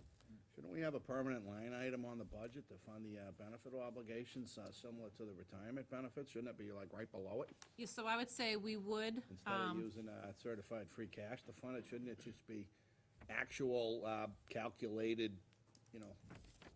I mean, there's an accrual on it, right? Correct, so you can do it either way. We can put an OPEB trust appropriation under the unclassified budget, and then, but then your free cash transfer would be deficit plus whatever you wanted to put in that, because we're still short that money. Yeah, it's six of one, half dozen Yeah, the other, but yeah, at least so you it's can handle it. disclosed on the budget, and every year we look at it and see if it goes up or down, otherwise how are we tracking it? Correct, well, it will appear, we have nothing in there right now. So once we have a budget, once we have money in there, we could certainly show what was appropriated in the past. But I have no problem, whichever way you want to handle it. Which- You could do the same thing with capital stabilization and stabilization. They could be line items right within your unclassified budget. and that number changes as people, you know, as payroll increases, the benefits changes. Yes, so we So- have, So what's a real number for that, for the next fiscal year? I'd have to look, so we Close to have. accurate, I know it's not. Yeah, it's probably around 80,000. We have, because we haven't funded it at all. We are, because of the size of our community, we only have an actuary every 3 fiscal years. So I understand. fiscal It's- 17 will be our next true actuary. It's costly, but to the best of your knowledge, it ought to be in the 80,000, I think you said 85 before. Yep, So should we fund that with 80,000? you certainly could. I mean, at this point, anything is better. We have nothing, so But if you Bill, I can mean, do so- something, I'd like to make a motion that add the 80,000 in there, is that Denise's number is close to, I've said it before, I don't wanna keep being repetitive, but we should pay as we go, and we shouldn't leave our children and their children our bills to pay. And that's a trend in America, we gotta stop that. If you can't pay, you shouldn't have the benefit. Keep up with it or stop it. So- Can you word a motion? well, I'm sorry, I don't mean to interrupt you. There is an article that I have with a blank for a number. Do you wanna, is your motion to take it away from an article and list it as a line item, or do you wanna keep the article for this year and vote on it as an article? I'd like to see a line item, and Okay. we continue with that, I think it ought to be in the budget. Okay. So the money's dropped in every single year. And it ought to be calculated as close to accurate. I understand the actuary's gotta calculate, you know, mortality rates and all that good stuff, you know, to come up with a closer, accurate number. But if the best available information is $80,000 or $85,000, I think, we ought to go with best available information and fund it, Okay. you know? So you gotta make a motion, Dan? I'll make a motion to add a budget line item for the OPEB trust account and the annual accrual amount, Of, what our finance director determines it to be for the year. to be determined as we go? Well, there's a calculation on it, right? What's the latest and greatest calculation? Again, off the top of my Yeah, head. I know, you'd have to go look it up. Right. So again, if you wanna It put a requires some number. research. Right, so if you wanted to appropriate a number now and start with If we put a 80,000. minimum number, can we increase it? Probably have to do another, Yeah, I mean, if you're gonna vote the budget, I would recommend picking a number for this year. do a percentage? Is 85 what your I think recollection 80 or is? 85 is a, yes. I make a motion to add 85,000 to a line item under unclassified, right below Essex County Retirement Contribution for OPEB Trust funds in the amount of $85,000. So, are we changing the, Can I ask a quick one on that? Is $85,000 what we should have been funding right along, and we just haven't? Annually. So are we gonna we're gonna fund this 85,000 a year? No, and again, I'd have to go back to the last actuary. I think the 85 is the catch-up plus what we should be paying annually. Because our total liability isn't that much that it would need to be 85 a year. that's what I was saying. But we that's just haven't funded it Oh, I yet. thought you said it was 85 a year. you know. No, To no. make it whole. and Because then it's only about, it's not a lot, again, So the actual 70 that we have, that's some rares and new. I'm talking about, you know, Yes. I know I'm getting away from you. Yes. Catch So- up. So we're Yes. playing catch-up plus throwing Correct. in new. That brings us whole? Right. Well. It doesn't I bring don't- us whole. It doesn't bring us whole, but it's catching up. it's not that, no. It doesn't bring us whole, but yes, it allows us to make up for years that we haven't put into it. So then it may be going forward, it may be $30,000 a year to keep up with it. If it's on here, it will be discussed next year, and the year after, it'll be there. Yep. Right. And So don't- this is gonna be for Don't forget, the auditors will remind a us line, too. a line. Well, I item think for the next auditors year. will like seeing it on the budget that we're funding. you wanna I do mean, a tell me I'm number wrong, That's a you know? good point. 80,000. Well, it depends, I mean, you can do a catch-up amount, which is what we were looking at with the 70. We were looking at, Right. putting in 70 to fund what we haven't funded. Denise, what I'm saying is, I understand what Dan's saying, I'm 100% on line with him, but we're not changing these numbers that we've laid out right now? I mean, we're just Well- adding a line item for next year? No, because Dan's recommending adding a line item Oh, this year and I putting was- it in at 8, well, this year meaning this Well, that fiscal 70 does 17. that. 70 does that, but if we go to 80, it steals 10, and there's 35 that Right. I have an idea with this, that's why I asked to put that money So aside. can you, Right, so the excess based on your previous recommendation is 47,000. So it frees up 47,000, so if we put 85, then we're down to 32,000 in extra capacity. Okay, before I guess I'm gonna have to go a step So forward we here. can Hold grab, on, so we can grab 10 on the, No. on the benefits, hold on one second. because we not, Hold on, please. I talked about putting the 35 aside, and my theory behind putting the 35 aside, maybe I'm out of line by saying this, but I was going to, on the fire truck, rather than going to the people, and everyone's gonna say I'm changing, would that 35 take care of the debt service on that for the year? But the number's 47. You are Okay, but we- appropriating early we talked 35 to about capital. 35. Right, but you were putting 35 to the capital, which frees up 47,000 of that 209. Right, It's now $47,000 less, so that's 47,000 extra. okay, fine. So the debt service, What I'm trying to do is, I'm trying to do the debt service. I took it out of the radios, more or less, and I'm trying to put it into doing the debt service on the truck. no, so if we did a 20-year, it depends. If but you do that's it, only one payment. You and it's ca- not you- even. You can't count, you can't predict that there's a recurring revenue stream there in year 2 through 20. Right. There's the problem. So if you take that 40 or whatever the number you come up with, Bill, and you say, okay, we're gonna earmark that, it Might might not be put there it, next it might, it Might might, not be there next year. Right. it might offset next Right. year's obligations I also on do debt like, service, I but also- thereafter it won't. I also do like the wiggle room in case the vocational comes through with 3 more kids or something, Yeah, or it's a good short idea for 40 this year, grand. but The outstanding years is, you just don't know. Bill, my understanding, if I misunderstood Denise, I thought it was 85,000 on that, and I thought over 10 years we'd have a balloon payment of 850, and that's unacceptable. But if that's not the case, then let's circle back. If catching up on, if the current obligation on the benefits is a smaller number, it's 25,000 instead of 85. If that's, it's, because again, bad facts make bad decisions. I thought it was 85. I think if we're fiscally very conservative as we're going tonight, So? and there's no budget override, But a catch-up would be nice if we could People will put a sign up dent for in the the truck. catch-up. Right. So let me see if you continue discussing, I can see if I can look up and see what it is. So are you saying? What I'm saying is, I'll go towards Bill's 70 number if That's already in we're place, though. funding the obligation. Right, that's already in place, so you're talking next year, we have a line item for 30,000 or whatever the number is. Then that we're gonna should be fund 30. Right. And if it's But it's not 22, gonna we're be gonna 80, fund right, 22. It's right. not gonna be 85.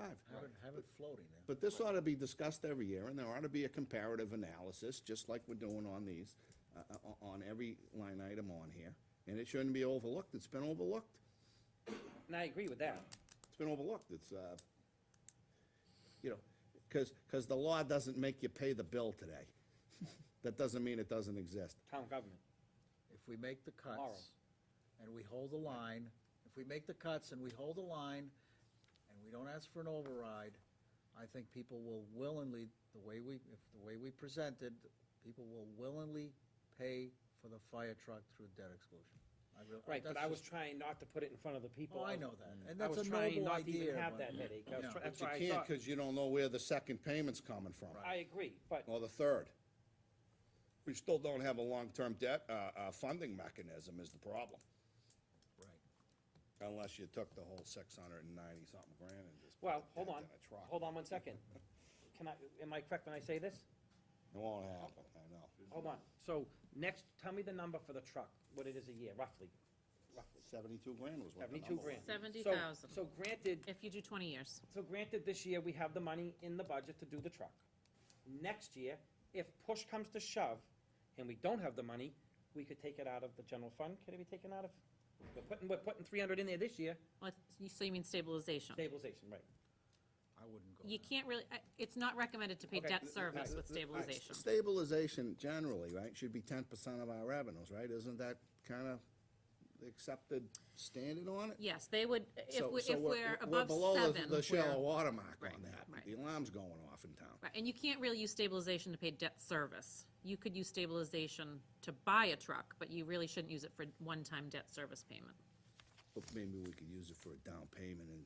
You could use it for a down payment, yes, if So you- what happens if we, Because that would lower the tax increase. my head's Let's- spinning here. Let's just say So, all right, people so we use it voted for a down payment now, and this money, Lower that payment each year? that makes it lower, plus this money set aside for the following year, can you do that? I'm not following. now you're gonna get So two- instead of putting the 300 into stabilization? Nope. I'm saying using some of the stabilization money for down payment and he's talking about the debt service next year, we have that 47 for the debt service for the following year. Can we do that? Yeah, well, I would recommend just not putting money into stabilization, not putting it in and taking it out in the same year. So if you're gonna look at some of that 300,000, it doesn't make sense to put it in and take it out in the same warrant. Do you know what I mean? No, not really. So, yeah, I'm I know, slow. yeah. So, no, so Right, I you're, mean- if you're recommending using stabilization to cover a portion of a fire truck, I would just say, then look at what you're looking to appropriate into stabilization and lower that amount. Because don't you don't wanna- wanna put it in and take it out in the same warrant. I don't wanna take $300,000 of stabilization money and throw it on a truck. I wanna do a payment, go to the department and say, guys, guess what? The truck that's on hold, that's being built, I think we now have a deposit money here, we can go ahead and move forward. But what Dan's saying is, he's worried about the following year, the debt service. I agree. I don't wanna get us in a hole, that's all I'm saying. But I'm Bill- trying to We're gonna find be an in a hole. avenue. But Bill, if it's not voted on, I think what you're saying is if you wanna move money, you move it to debt service. And if it's not used, it's not used. Right, Correct, you could do that, right. You could put more money into the debt service account, correct. Right. and if the payments are lower, then you get extra money, and we can transfer that in that special town meeting, or you could use it if you bought something else. Correct, but again, I just wanna caution that if you're taking and increasing the budget, then we're using more free cash to balance that I don't wanna budget, which, increase the budget. which means next year, we're starting in more of a deficit if we can't make that up. I understand that. So that's just the thing you have to be aware of.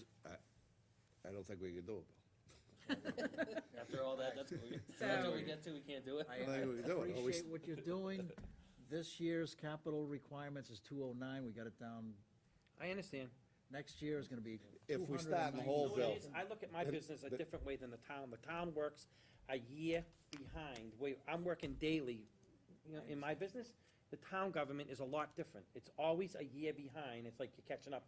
You know, Next and you year- don't have that, I know I have this much in my checkbook, I can buy a truck for this. The town doesn't. Next year's capital request. And is it's like the Titanic, once it's set in motion, you can't stop it or turn it around too quickly. Next year's That's the capital iceberg. request is 293, if we just look what's on the paper, and then the year after that, it's well over 300, so we gotta, Pump the brakes. the people will buy this truck, I'm really sure they will, Well, if we position everything else properly. it's up to them. They will be very proud to buy that truck with a debt exclusion. All right, where were we? Well, we had finished up that page. Well, Dan made a motion that I don't think was seconded or voted on. Not yet. No one like my motion? Well, No, no, just It was wait. 85,000 into OPEB, But so, that number wasn't right. no, so let me tell you, it was, so we have a unfunded liability of $3,965,043 is that what our all? unfunded liability is. Is that all? We are contributing roughly 35% of the required contribution a year. And it has escalated dramatically, so that in this year, it's actually almost $300,000 that we should have paid into it. So we're paying what, 35% of what's required? Yes, So why aren't we doing what's required? because what is required is $433,000. We don't have the money. So my 80s, fiscal my 15. 80, 85's kinda laughable, it's, you know. that's better than It's a nothing, step in the right direction. Yes. It's a dent. and it's an audit trigger, Wow. let's not forget that. Move the auditors whole brought this to our stabilization, attention. free cash into old peg. Step heading in the right All right, direction. well, let's just finish up with this and we can get back to that. So this But here, there's a motion, There's a motion there on is the a floor. motion. Can you Right. redo It it. is a motion to add the OPEB trust into the unclassified budget line item at $85,000. I'd like to second that before McDonald changes it. All right, thanks, Joe, appreciate that. Hey, Mike? Selectman McDonald, excuse me. Thank you, you can call me, yeah, whatever. So this is for fiscal year 17? Yes. So the only difference is gonna be when you look at the budget and the warrant, under unclassified, it will have a line line item. that says OPEB trust, And there'll be and it will be funded with 85,000. Right, right. So instead of using free cash to fund it in a separate article, it'll be in the budget. But that's more another spelled out. line item that we can discuss and vote on next year. Correct. Every year you can discuss what to, I agree. contribute. Okay. It You comes agree? up under I agree. I agree. unclassified, that's a great idea, Dan, thank you for that. Great. Awesome. So we're all set. So what about the end of discussion, what are we doing, Chairman? Move We the- all agree. Move the question, move the motion, please. So we all agree and we so voted. that was the unanimous vote? Right, Unanimous unanimous vote vote, without we're all further set with that. discussion. I got a unanimous vote on something, wow. Okay. So, is there any further discussion on the, Budget? the budget that we've gone through? And I should probably say, All Make set? a motion You to did a approve nice it, is that what we do? we can make a motion to approve this right here, right? Am I correct? Where you going next, Bill? So if you're done with the physical budget discussion, you can make a motion to approve it as amended with the OPEB line Right. of 85,000 if you'd like, or if Should I you have ask more if there's things to any- talk about, Should I ask if there's any questions anywhere? it's your call. That's the one who's gonna make the motion. You need Well, no, it's decisions. Bill's, just if you wanna Whatever you open wanna up the do. floor, you certainly can, Okay, that's your so- decision. We need to get a motion on accepting this. I guess I'm going to be fair, because I see people in the audience, I'm gonna ask the people in the audience if anyone has any questions on this. Now's their time to speak, before we vote, if they wanna add something. I might have missed some of it on the way here. 35 radios, and you need a dollar figure? What we ended up doing is we put 35, no, Well, they haven't $1,000. voted. They've, $35,000. right now, they've recommended 35,000 based on whatever discussion you had with them at the last meeting. to try and get the, Okay, so it wasn't based on the previous discussion because you had an accurate number, because you gave me an accurate quote. So it's $1,100 a radio, so 35 times 1,100 plus, because I was accused last time of not adding up, so I gave. It's 38.5 at 1,100. Okay, and then was there, and then another About 1,000 with this software, cables, and $1,000 for software and cables. I did hear you say earlier in taxes and stuff, we don't pay any taxes, so there's. I didn't say No, taxes. I did. there's none of that in here. So hypothetical what I said talking, I was, mistalked, and sorry. I apologize for the information I had given the previous time I was here, when Dan said to me, Half a loaf stuff. half a loaf, and I said, we went back and I was incorrect. And that, I gave the board this, and I said, you can buy none, 1, or 35. Okay? So the problem that I have, the only problem that I have is, give it to the 15 that show up. You don't have an analysis to say, there's only 15 that show up. I get 35 that are fully engaged, and I never know what. We already agreed with the I know, 35. I just wanna be clear, because it's important. Yeah. I don't want anybody anywhere to think I only get 15 that are engaged. No. Okay. If I sounded like that, I didn't mean to. Because at any No. point, I don't know which 15 it is. Gotcha. that's why we discussed And it. NIOSH wants them to have a radio, and that's That's the why we reason. discussed it and went 35. Can I ask you this and clarify, because Bill seemed to think that they have to have the radio with them on the way to the fire, is that Correct. fact? Yes. Because I would think, oh, you go to the fire, That's how we get them, Dan. You- That's how we call them. That's how, we call them with the radio, and then en route, there's a lot of reasons to have it, but en route, yeah, they might stop at the scene. but I'm green on the green on this, Go ahead, okay? go ahead. Acknowledged. So, truck goes to the fire, firemen go to the fire. Why Right. couldn't they grab the radios off the trucks? You couldn't have the radios on the trucks. That's what I'm saying. Could you have, So, let's play this out. no, is that silly? It is silly. Okay, let's hear It's it. worked that way. I don't wanna say it's silly, but it's not It's not how it works. practical. You can't have like a dozen radios on the truck and the firemen show up, grab a radio, boom, put it on their person. So Go if the about their radios business, were on the suppress the fire. trucks, and they weren't at home on yourself, then you wouldn't know there was a call. Oh, the calls all come through the radio. Yes. It's not just local two-way radios. Correct. So, See, again, there's So, ignorance, as pardon me. as I didn't soon know if as- they were on a pager or some other system where they get the call, go to the fire and they grab that. It's a walkie-talkie. yes, So you're Yes. saying the walkie-talkie's with them 24/7, correct, and you're talking to that fireman, correct.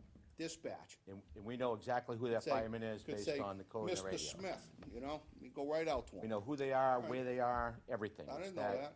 I didn't know that. Chief, so to get all the radios you want with the wiring, you need about 40 grand. Not 35, you need about 40.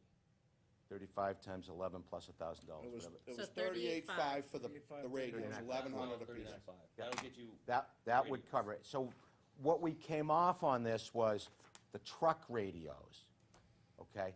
Not as critical, and we could wait, Yeah, maybe we'll get them next year. well, maybe we get a grant, that's what we're hoping for, and it all goes away, so, Get some free money. yeah, Right. no, that's, So- there's nothing better than that.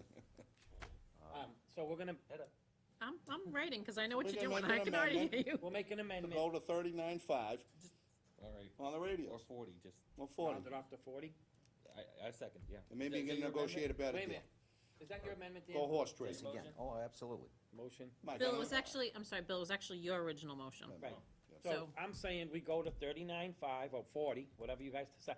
I mean, what's $500? Go 40, Just round go it with the off, nice 40. even number. It 40. sounds like go with the $500 is a 40. lot of money, Right, we'll round it off to 40, if I was listening, give the right? 35 men the radios, they're safe. Men and women. What, men and women, sorry, men and women. They're safe. I feel comfortable doing what we did. Does someone want to second my motion? I second. Okay, No, good. okay, I guess any it's further discussion? Okay, all in favor? Unanimous? Unanimous, Hey, okay. radios. Thank you.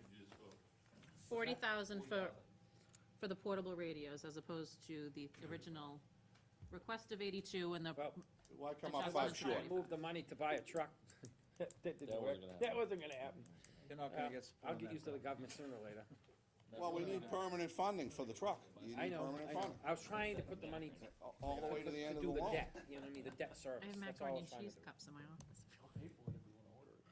You good? You're gonna pay for the truck? No, for pizza.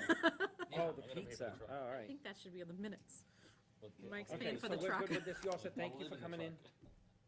Everything else everything's all All set right, so here? then, can I just, Yep. is there anything else on capital, or otherwise that would bring the capital plan to 167,973? What Right, about, do you wanna vote on this and then talk about capital? Okay, so we're gonna vote on the budget as discussed and amended throughout the evening.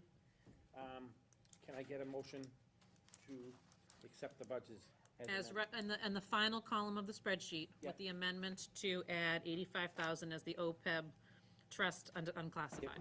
You got it. I just have, Oh, go ahead. it is a budget vote, so we really need to hear a really good articulation as to what that motion is. Okay, we got a question in the audience. That'll be really, Just have a question on the 85,000 going into the unfunded account. That's going on as a line item on the operating budget. That's what they have supported, yes. And then next year, line item. where are we gonna have the money for that? Are we taking free cash to do that? Yes. Okay, it's not a very good fiscal policy to use free cash for ongoing operations. It's not good policy. What's the alternative? Cut? Well, which is why my recommendation was to put it in as an article this year, and then fund it next year when you can have capacity in the budget. So you're moving free cash to fund, Just because it's on the budget line item doesn't mean we have to. I think next year it forces you to grapple with it. It will and- force you and to- It And would you're force gonna you have to to make grapple hard with it. decisions on whether or not to cut other items or Right. hold the line on it. I wanna, Right, I think I agree with Dan. I think that, I wanna force the issue. I mean, I'm gonna be Right, straight if the- on it. And you can force the I issue. wanna force the issue. And Otherwise, it's gonna be glossed over. Right, it's like you say, I'm gonna pay my credit card off, I'm gonna pay my credit card off, I'm gonna pay my credit card off, you never get to it, at least this way here, it's in front of you, and we gotta really keep but our we're eye using on free cash, so next year, This year, no, fiscal 17. fiscal fiscal 17. 17. right. So when we're playing the budget for fiscal 18, Mhm. and we don't have free cash, we don't have enough free cash to transfer, then what do we do? You're gonna have to look at the numbers, and you're gonna either have to cut or make decisions whether or not We have people, no room to cut $85,000 out of this budget. well, then you shouldn't be paying, you shouldn't be promising benefits for which you have no mechanism to pay. That's the credit card mentality that's plaguing this nation. We gotta stop it. And I wanna stop it right here, this chair. So, you either, You can vote any way you want. It- It's your- it- you it's your got- authority, it's our budget, though. you got, Right, right, right. but it's the voters. All right, so I wanna influence the voters with this mechanism here. I wanna influence people to do fiscally prudent things, because we shouldn't be sticking our children with our bills. And that's what we're doing. Let me just Here, there, and everywhere, let all me the ask- way up, all the let me way up ask- to Washington. Let me ask you, I understand. Dan, I mean, All Dan, conflicted going on. I understand the ramifications of it. It's gonna force get that pizza with a Pepsi. gonna force I'm feeling. budget discussion, year 2, 3, and 4. Yes, Bill. Okay, the money we're talking about right now, do you see during a year that we could get the money in there? Do you see ways? I mean, we got land sales, I know it's 1 year possibly, but I mean, I mean, it's, 85,000 is a big number to cover. That's why I said, I would be comfortable with the free cash of 35, because that's a smaller manageable number. To now have a deficit, a proposed deficit of 113,000 It's going just into a next year. shift.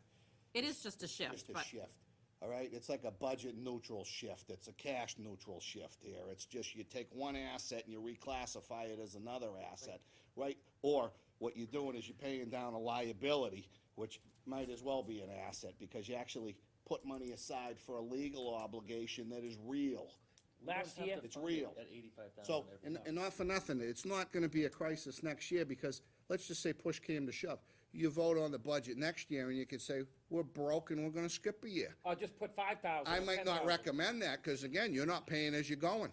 But you still have the opportunity, Finance Committee, to say, you know what? Right. We don't have the money this year, and we're gonna say fund it with zero. You still have that Or maybe you prerogative. have 100 You extra. still have that Right. prerogative. But I don't take also, that away from Am I correct when I anybody. say I don't this? have Can we that only power. put a smaller amount in there? Right? put anything you want in Right, there. so as long as that's there, we can put any amount we wanted. If we can't do the whole 80, we can do 35, 20, or whatever. And it will be discussed. It will be Right. discussed. The numbers variable, the concept is.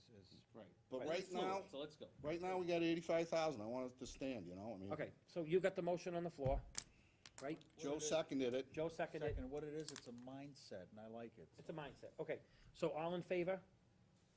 Let's do it. Okay, All right. unanimous. Okay, Thank you. all set. Thank you. All right, so moving forward. Sorry. Did you just vote on the you voted on the budget, or you voted on that? On the- Okay, I thought you'd already voted on On the that. trust fund line item. Okay, okay. Okay, so now, we're going to vote on the budget as discussed. Yeah, but we need to kind of have some detail and actual numbers. So if you'd like me to read a motion. Sure, go ahead. And do you have an actual number? Yes. So motion, Serious thing. if you're following the final column on here and everything that's represented, with the addition of 85,000, it is a motion to approve the budget for a total of 15,726,670, which represents the final column of the budget dated 3/28/16 as amended with the OPEB trust line item of 85,000 in the unclassified budget. That sounds good. There's a motion. Who made that motion? No one, I just read it. Mike did. So I'll make the motion, As read by Denise. as read by Denise. I'll second it. It's seconded by Joe, and all in favor? No I should have said for any further Yeah, discussion, but we had a lot. No, we had a lot. All right, okay, so we're good with that, all right? So All right. now, let's just go back to to finalize I think we're all set with it anyways, capital Capital plan, capital plan. The number on that will be, the 167,973, though? No, I just need to ask him something. I thought that went to 167. I thought so too, but I don't know, I didn't write it down, unfortunately.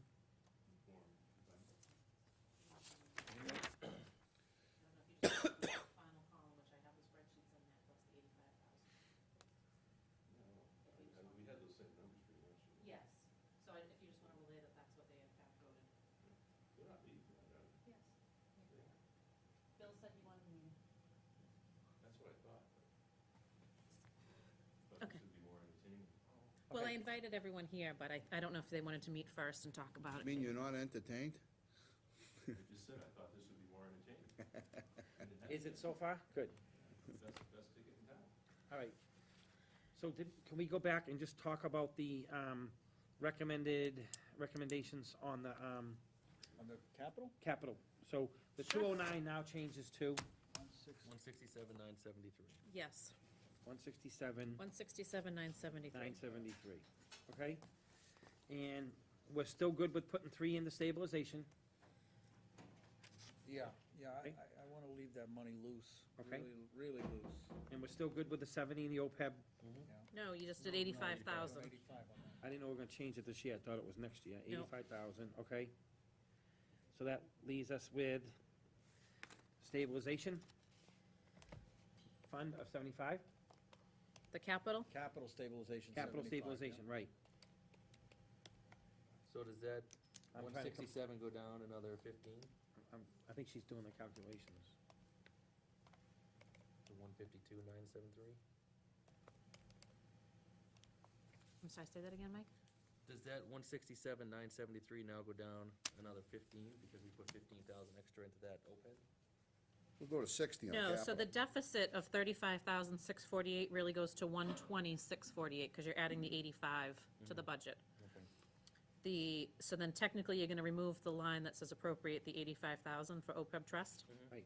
So with the deficit of 120,648, 300,000 into stabilization, 167,973 in capital, and 75,000 into capital stabilization. Leaves us with, And I'm gonna just double check it, 31,649 as surplus, 31,649. 649, which again, I would Surplus. recommend leaving that. Because if you need money in a fall town meeting for whatever reason, it would be in there. There you go. Let's put that in the Bagnell School. So, We have so, plenty of money for the so Bagnell. can we go through what the 209 is though, before we, Oh, what it it's made up of? yeah, what's the subset of it? What is it? Which Okay. 209, I'm sorry? What is the capital It was on the plan, back of what's that it made page. up of? What kind of Right here, equipment? Dan, if you look in, It's what we've been talking about, the, Well, it's the truck and the radios. yep, the dump truck, Is the it gonna- cemetery utility vehicle, Gonna be the and, utility vehicle? and the police line cruiser. Kubota or whatever? Kubota? Right? Yep, something like it. there's only 4 items. Be a John Deere. Gator. Gator, those are good, right? Yeah, so there's only 4 items. Gotta buy American. The radio, the dump truck, the utility vehicle for the cemetery, and a police cruiser. And Those are the only all- 4 items. In all this, And we pay cash for those. right, buying, Yes. We would use free cash, that's what so we we would got. pay it cash for Cut them. a But check. all, and again, all Buy those, them outright, yes. all those items will be bid out with either a state bid or three competitive bids for the best price we can get. Yep. Okay. Yeah, so we might actually do that. while you're on that page, look at the next column. So that 35 grand, we can rebate that to the taxpayers? Everybody gets 30 cents. The 35 excess, Yeah, send them a refund. or you leave it in case you have to have an additional appropriation in the fall that you need money for. Yeah, And instead of going back to the taxpayers, you would have some excess idea. capacity. Dump But it's off not for every 35, I person. thought you said it was It'd be 31. nice if everyone got a check in the mail for like, here's some I lunch think money. I think we should keep the money, It would be like 4 cents per Right. thousand, we'll just keep the money in case we need it for an important. So the stamps would cost 49 cents? yes. Dan, we're gonna get an extra half hour of fireworks this year. How's that? We don't even We have don't pay for fireworks. fireworks. We need a fireworks budget, Joe. I was thinking, Fried dough. Okay, so is everybody good with leaving the 31,649 surplus alone? Yes. And we'll use it? Yes, please leave it alone. Okay, we're leaving it alone, you good with Yes, leaving it alone? could be my 31,649. company car, I need a truck. All right, so we're gonna talk about that in the fall for Dan getting a Let me company just car. bring your company truck. attention to the next column of the capital improvement plan in 2018. Notice how that number jumps, so what we're doing is good, just let's hold the line. There's more capital items coming. Okay, so we're all good with this? So Yes. did you Okay. want to vote on the capital plan as amended? Yep, definitely. Yes. So we will, I'm gonna ask for a motion to, accept the capital plan as amended At 167,973. with 31,649 surplus. So we don't have a deficit this year. All right, so that's the motion, so moved. No, you don't want that, right? You want Yeah, just that the- shouldn't be part of your motion, because that's you want not, just the I was capital just being plan. wise. okay, yeah. I was Well, just, you put it in the motion. I know, I was being wise, I'm sorry. I'm looking at the number. I Try not wasn't to paying town people know that we're not having a deficit this year, that's all I'm trying to do. Fantastic. They can wake up tomorrow So morning happy. yes, we will not need to ask for an override. Right, No exactly, override, that's what I'm can't trying to have it, say. 'cause So then I will we'll tell have you, no- Merrimack will be the only community out of the 3 of the Pentucket School District that needs to go for an override, and they have no choice, because they cannot find the, they were at about $100,000 West deficit. Newbury does not, so we West might- Newbury does not so need if they one. vote for an override and we don't, we're fine. We're fine anyways, because we can fund the budget, and West Newbury can fund the budget. So if Merrimack fails an override, then they need to cut 100,000 out of their budget somewhere. Okay, But they are the only community out All of the those 3. delinquent tax accounts, so they were a good thing this year. they were a good thing. And they will be a good thing when fiscal 16 cash is certified, because we did some in 15 and some in 16. And as we go on this evening, before we have pizza, I'm gonna talk about land sales, which will be a better thing, but go ahead. Well, we need pizza at town meeting to get more I don't people drink to beer, but I'll vote. get you one. That's what we need. Anyway, so, I'm just gonna, who seconded your About motion the for beer? capital? No, no, no. oh, No, okay. he made a Did you motion, make a but mo- he okay. added the 31,000. Okay, so you're supporting the capital plan at 167,973. Yes. Yep. Did someone second that? I'll second. Okay, I joined the help board. All in Email favor? pizza. Wonderful. okay. All in favor? Oh, okay, unanimous. Okay, we're good. Okay, now we got through that. That's good. Now we're gonna move on to this, you wanna go to the special town warrant? I'm gonna take a quick break. Yes, we can do the special town meeting warrant. So now you don't need to, you certainly can if there are articles most of the articles are fairly standard. You can certainly vote on them, or you can, if you want to digest the articles and vote on them Monday, you can do that too. Like I said, if there's something you feel really doesn't need much discussion, you can vote on each article as you go through it. Okay, I would like to talk about one, anyway, and I would like to kind of go down the list. You wanna wait till Joe comes back, but, I can get my paperwork back in order here. Or you could certainly, not to jump ahead, but if you wanted to talk about the water department budget, you could do that, because those are articles. So I would suggest, since you're voting budget, you might want to at least vote theirs tonight, just so that we can let them know where you stand with that. Okay, so the water department, where are we at with that? So it's in the other warrant, The other if you one. wanted to just look at that. But if you want to, you don't have to go to it right now, All right, you should I'd rather vote just- on those tonight, Okay, I will. the warrant, I the just water gotta- department. I have a pile, if I don't go down through it and I mess it up, Mike's gonna have to help me sort The it out. special town meeting warrant is very small, so we can certainly discuss that All right, first. well, hopefully Joe will come back here. So Article 2, we will see to transfer and Oh, take does that another say two? Oh, no, you skipped one. 1,400 for conservation. So these are all the budget neutral transfers. Some of them already have deficits in certain lines. I know the fire department, the chief has been before you talking about some training and how he needs more in some lines, and he's purposely saved it in others. Same thing with the police department. They're over on their vehicle maintenance, they're over on their training, but they have excess money in the fuel line. You'll see the Northeast Vocational Technical Assessment. There's about 3 transfers I'm recommending from different budgets to cover their deficit. We have police, legal. I am requesting more money to go into town council. We have $18,000. We just got the bill today for February, and it's $8,600. There's no way 10,000 is gonna cover us. So lessening that number, that use. Litigation.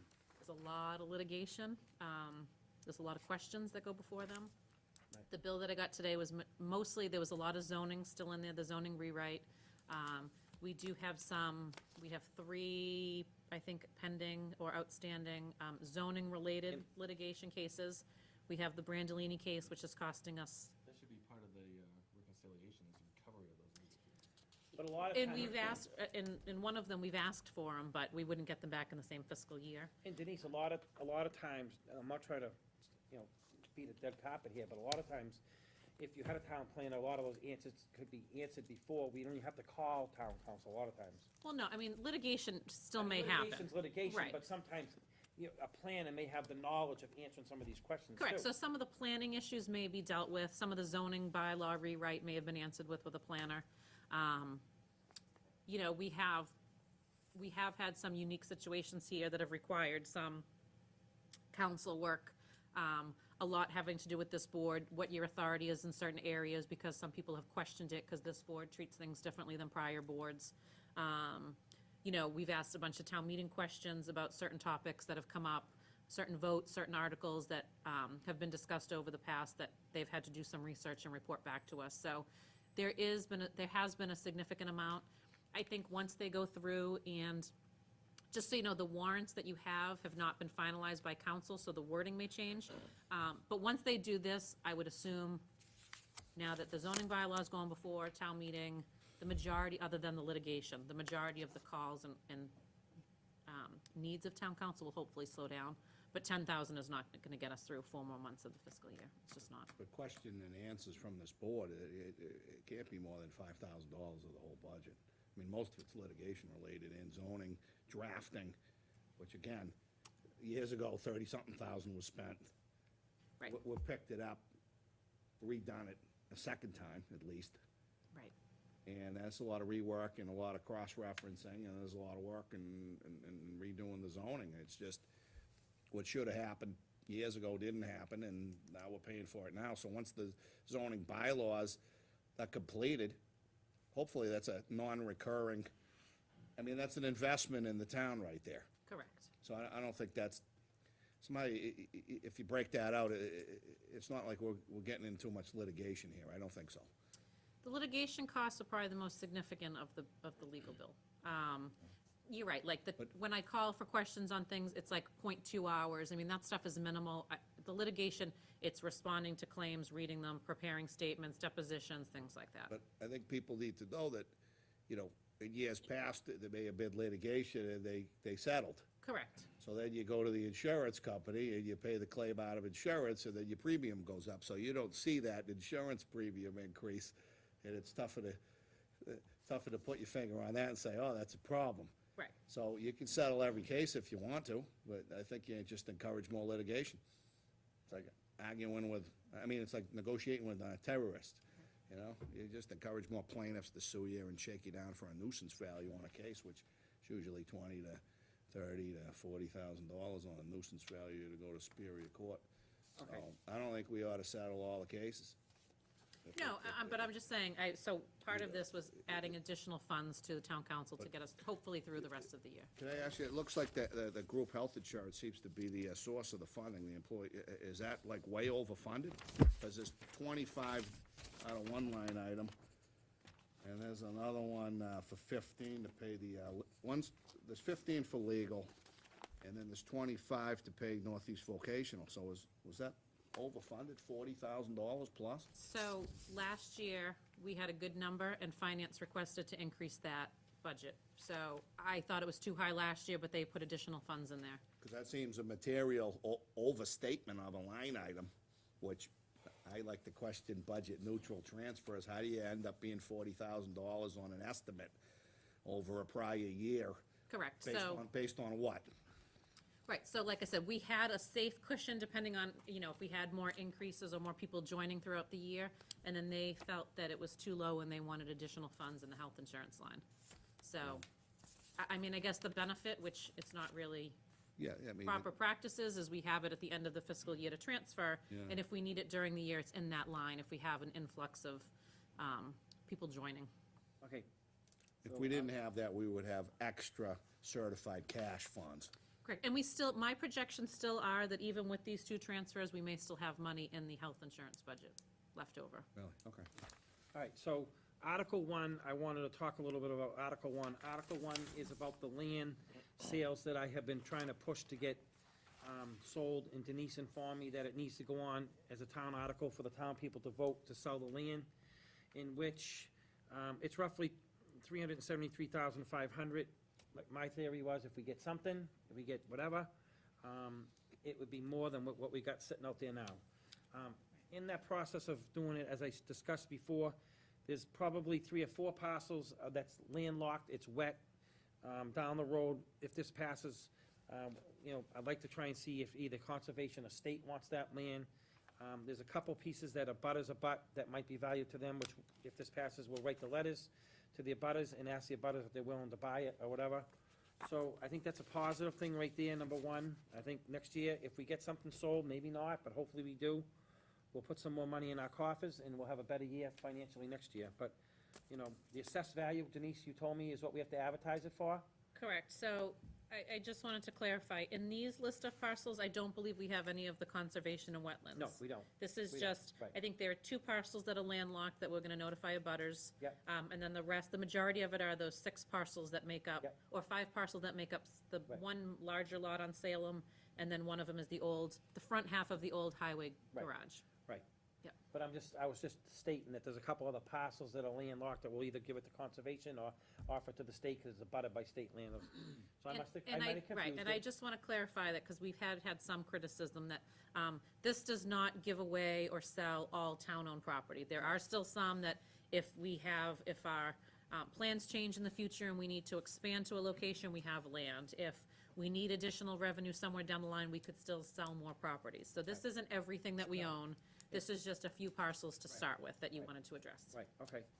All right, so that's good. Moving down the list, we come to Article 2, $1,400 for conservation stipends. I don't know if everyone's good with that, or, I don't know if you want to talk about them all individually, or you just want to kind of read them down and make sure you're all good with them? They're recommended by the finance director, nothing sticks out, we can move on. So a few, the conservation, they request that first transfer to go to their expense line. Most of them are, like I said, going through the budget, seeing what's either already in a deficit or what we're anticipating to be a deficit. Because you can only transfer a small amount at the end of the fiscal year, town meeting really needs to make those transfers. So the police, I've talked to the chief about the transfers impacting his department. The fire chief, I've talked to, the transfers that impact his department. The cemetery, I've talked to Bob Guptill about the transfers covering his department. And then the other ones really are, Selectman Watson did not accept his stipend this year, so we'll move that into expense line to cover the additional time that we need for the minutes clerk. In my line, I didn't go to my classes last summer, so there's additional money I'll move over to cover payroll fees. Essex County Retirement was slightly short, $8,600 short this year. And then Northeast Voc is really the big one, and that was 51,000 and change that we need to make up. Okay, so is everybody good with that? Anyone want to discuss it any further? Looks good. It's good? I'm good with it. Did Dan? you want to vote on these two? So that you would vote favorable action on both of these items, if that's how you feel? Might as well. I'm ready. Okay. Someone want to make a motion? I'll make a motion that the board votes for favorable action on Article 1. Okay, Seconded? all in favor? Okay, I'd like to make a motion that the Board of Selectmen vote favorable action for Article 2. all in favor? Or seconded, rather? Seconded? And all in favor? Unanimous?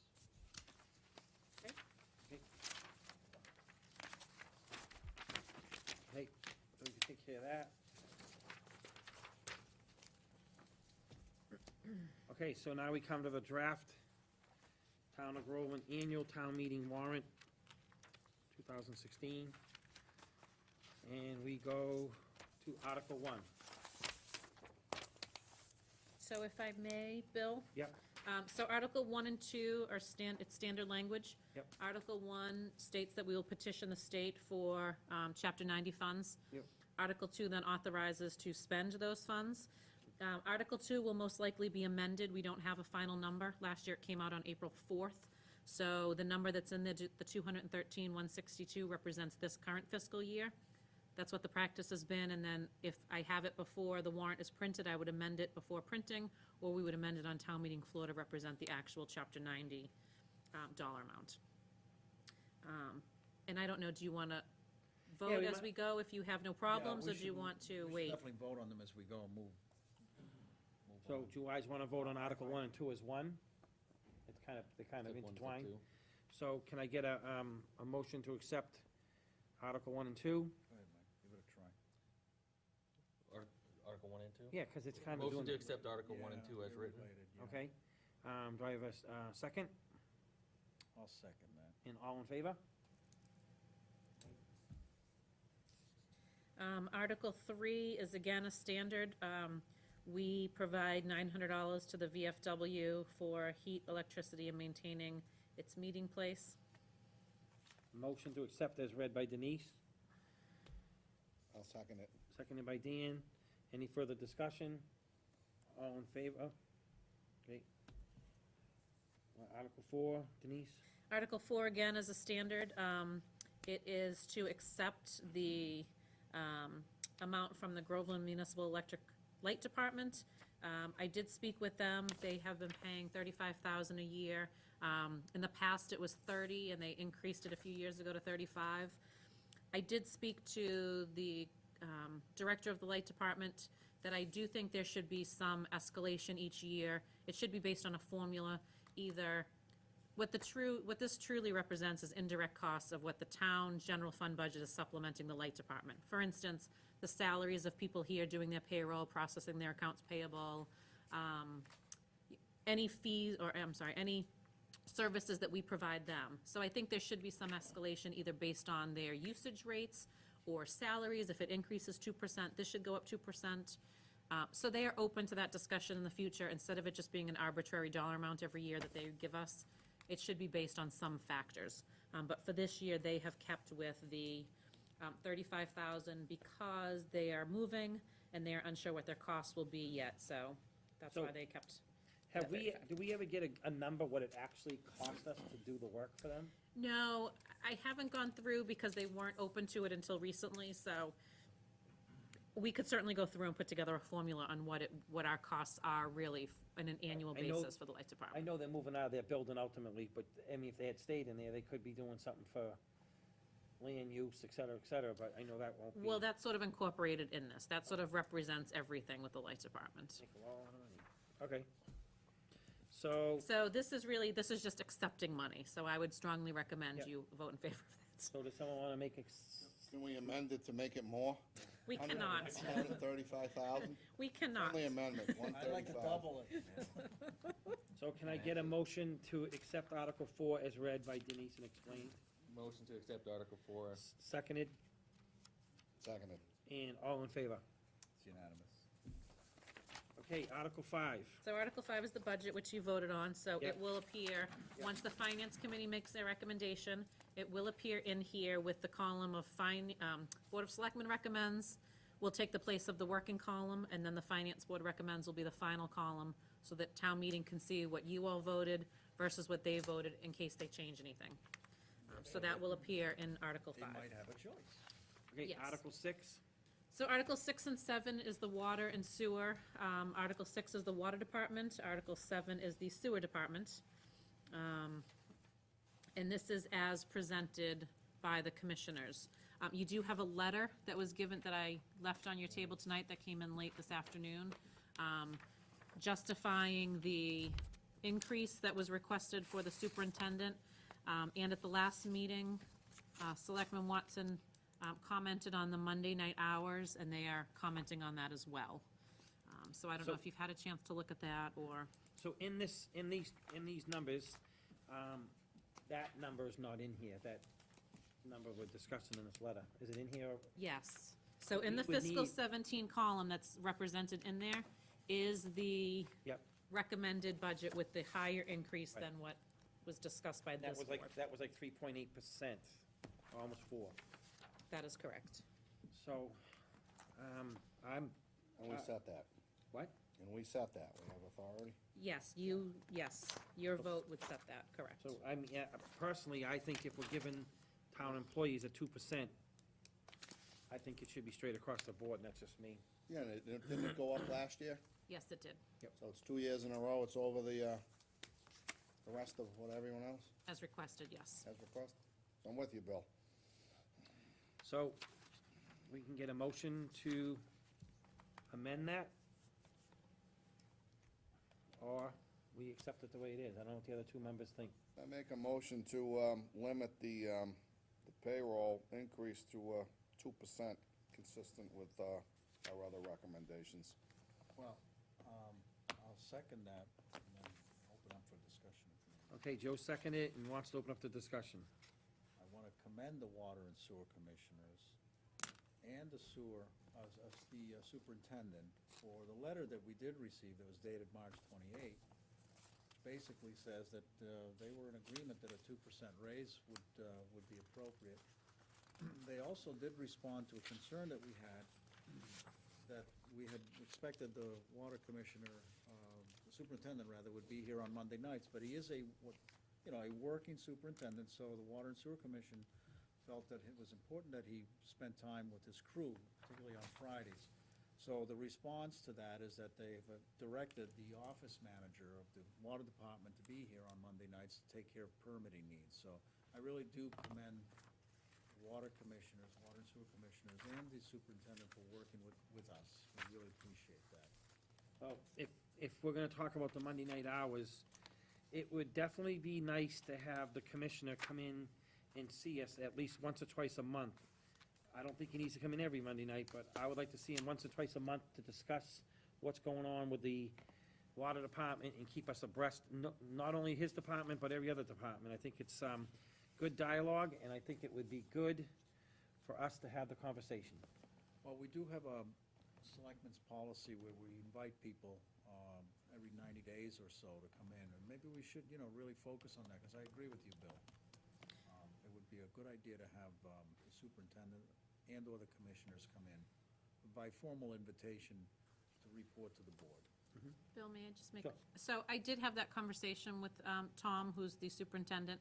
I think part of the issue is this board you know, there hasn't been as much communication. So you all were presented with a salary request as part of the budget. There wasn't any dialogue between the both boards to actually say until this letter and until they came before you why they were asking for it.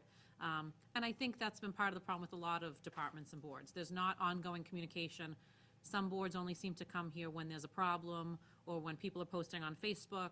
So I think having healthy communication of saying, you know, what's going on in their department, or just say, hey, this is gonna come down the road, this is what we're looking at for our department, I think is where this group really needs to be as far as being involved with, you know, some decisions that are gonna come before you. Instead of hitting you like, hey, this is what's going on, you should be made aware of it as it's approaching. So he felt the same way.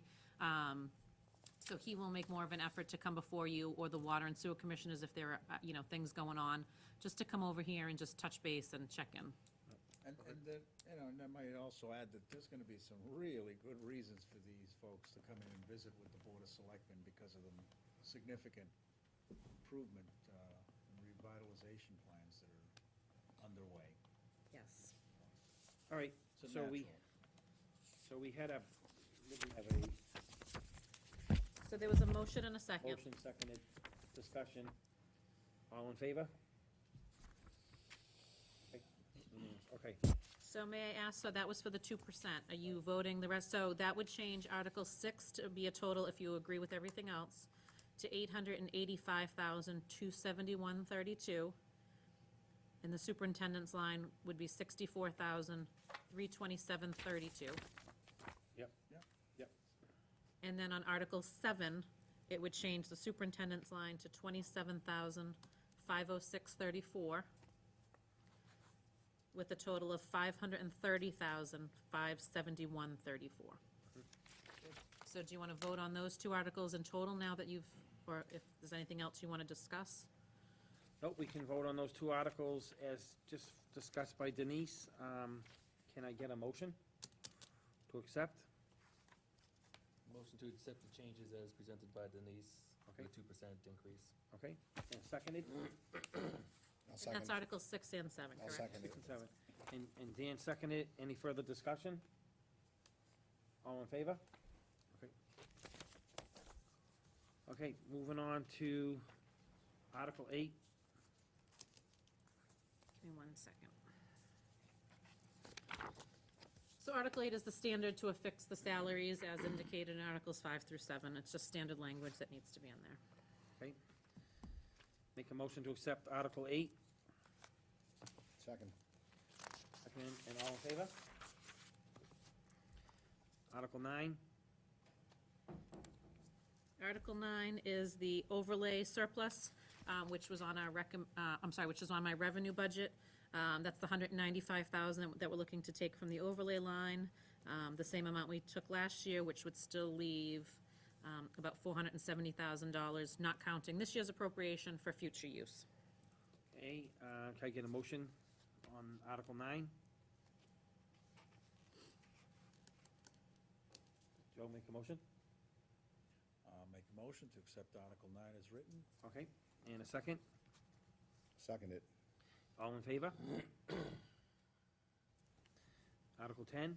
So Article 10, 11, 12, and 13 are what was discussed on the recommended page. That's why they're sort of grayed.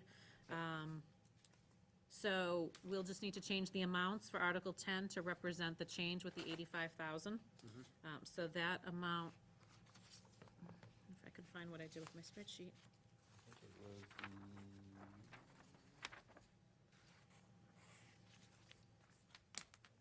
the 112 number. Yes, it should be. I moved it. No, I don't know what I did.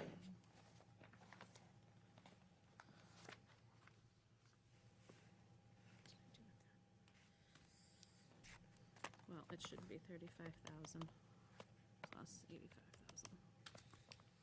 So, is that right? 126.48. Okay, So that is covering the deficit, including the adjustment to the OPEB and adding that into the budget. okay, so can I get a motion to accept Article 10, 11, 12, and 13 And then, sorry, so Article 11 would be, the 300,000 would be the dollar amount in there. Yep. Article 12 we will remove because it's included in Article 10, so Article 12 will come out. Yep. And Article 13 would be the 75,000 into capital stabilization.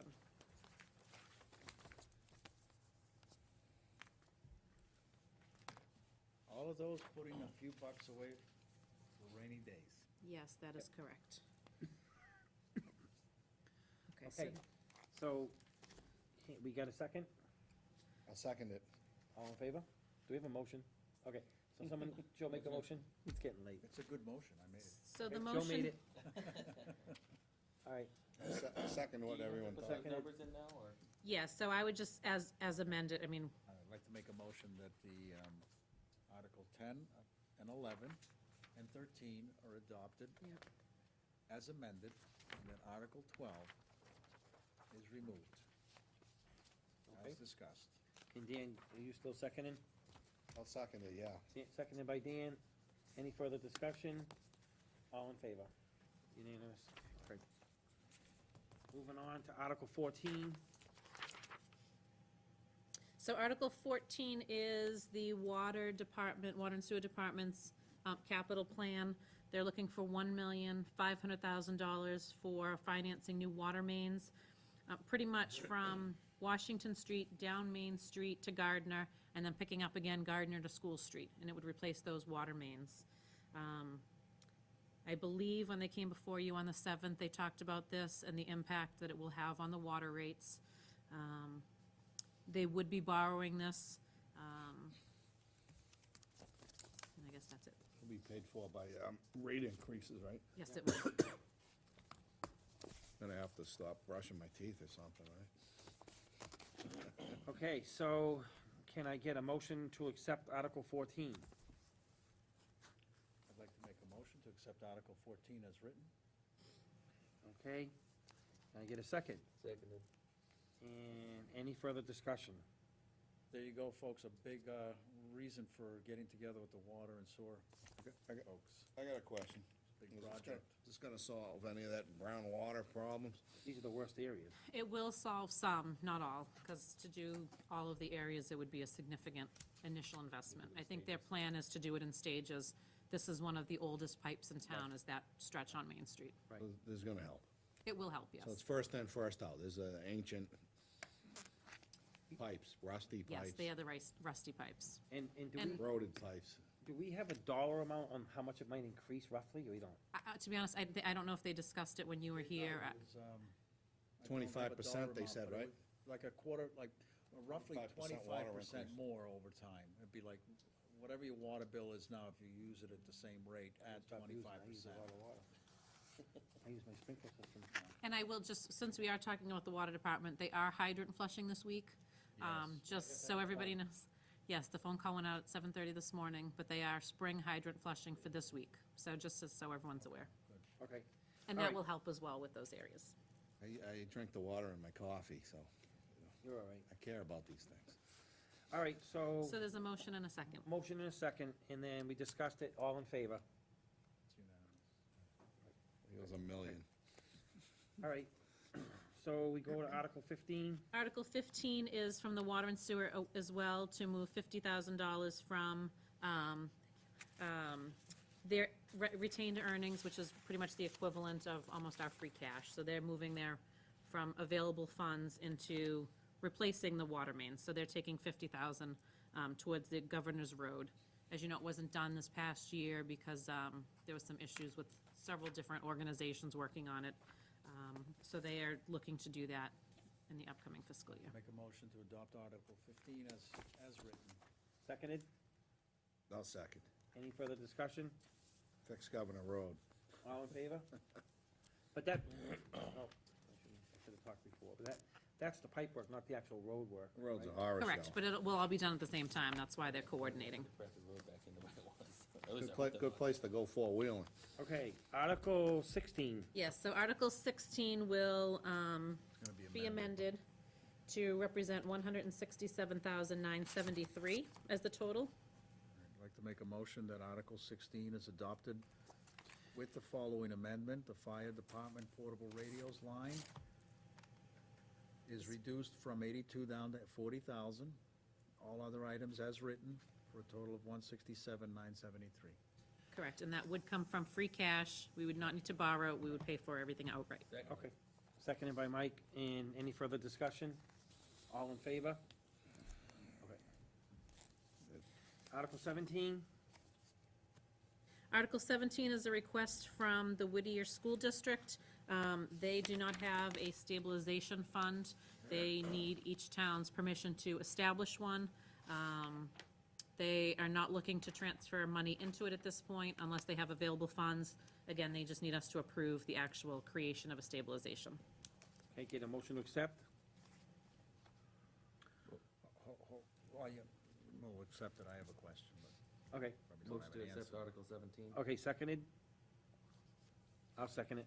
And then, discussion. Yes, Section 16G, half of Chapter 71, we have no way of knowing if they would compel us to add to that fund in any way, as far as you know. We don't, I mean, it certainly could be part of their budget request going forward. It's Right. not their intention. I'm actually going there this Thursday to meet with the new superintendent and to get their complete budget and to actually go through each line item. Right. I can certainly ask that question. Well, I mean, Their if- plan was for available funds that they had to roll it into that account. I mean, we're gonna stick with tradition right now, and even though we put an article on, we could still come out and say, not favorable action on town floor if we Can we- discover something like that.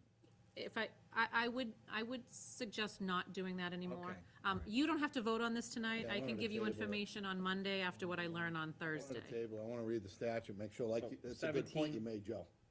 17's Yeah, gonna be I tabled. open- Do we say, yeah, open the fund and they give us a bill for it? Yeah.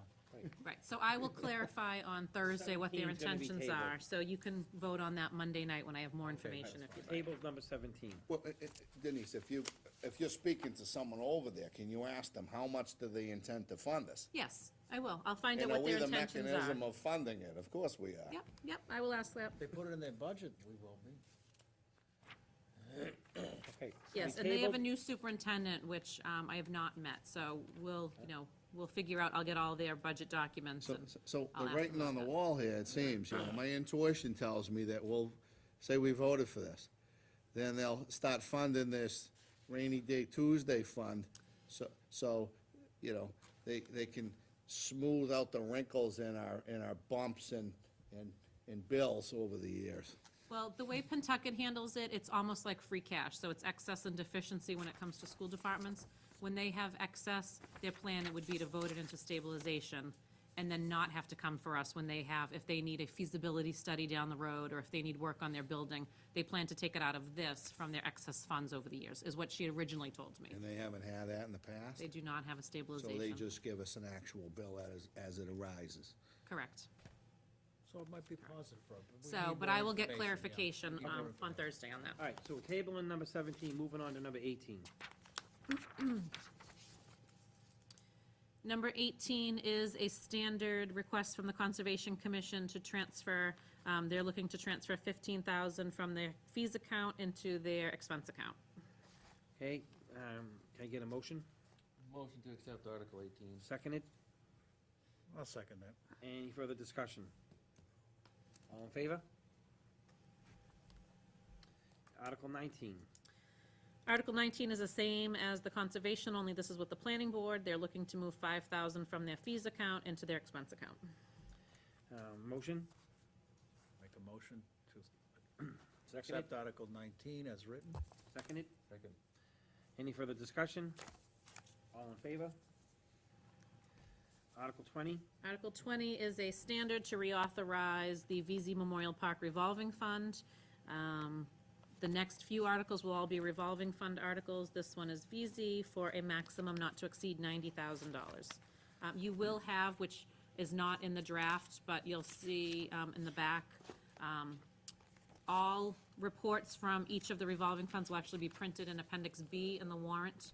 I just need to reformat the conservation, and I'm waiting on one other to be reformatted. So their actual reports will be printed right in the warrants this year. Will the chairman be required to present at town meeting? It's up to the moderator if he wants them to actually present it. That's why we're putting it in here, to not have to have them present. People can read the actual revenue and expenditures. But it'll all be submitted as required by statute. Correct, and it will be printed right in here. Okay, can I get a motion to accept? I'd like to make a motion to, I'm sorry, which one was it? Number 20. Number 20, I Oh, lost the 20? number, yeah. 2020, oh yeah, 20, yep. Motion to accept Article 20 as written. Okay, seconded? Okay, any further discussion? All in favor? Okay. 21, 21 is the Pines Recreation Boat Ramp. Same thing, revolving account. This one is an amount not to exceed 5,000. I'd like to make a motion for Article 21 to be accepted as written. seconded? I'll sec- Seconded. Okay, Mike, and any further discussion? All in favor? Okay. 22, 22 is the ZBA revolving fund, not to exceed $5,000. Make a motion to accept Article 22 as written. Seconded? seconded. Any further discussion? All in favor? I abstain as a member of ZBA. Okay, number 23, 23, I'd like to make a motion to accept. 23, if I can, oh, yeah, you can do that one, sorry. I'd like to make a motion to accept Article 23 for the Bagnell Summer School Program, to see if the town will vote to reauthorize the Bagnell School Summer Program revolving fund. okay, You can see the applicable Massachusetts general law, and you'll also see the number of 130,000, which is 1% of our tax levy, which is all we can spend. And that has increased, so the past it was To 150, 170? it was 115, Yeah? so we have increased it to the maximum that we're allowed under the 130. law, so they Right. have that capacity of that 130. helped them meet their budget, probably. That's, no, because we knew that number when they came in, Alright, so that's the number that they stuck with their budget. Just to clarify, I know Ed's not here, he mentioned last week, that he still wants to see the names for appointment and salaries, and they have not finished hiring for the season yet. So once they have a list of candidates for appointment and their set salaries based on what the committee's recommending, they will come before this board so that you can formally appoint and formally set the salaries of those in the summer program. And what was spent in the previous fiscal year? Approximately 180.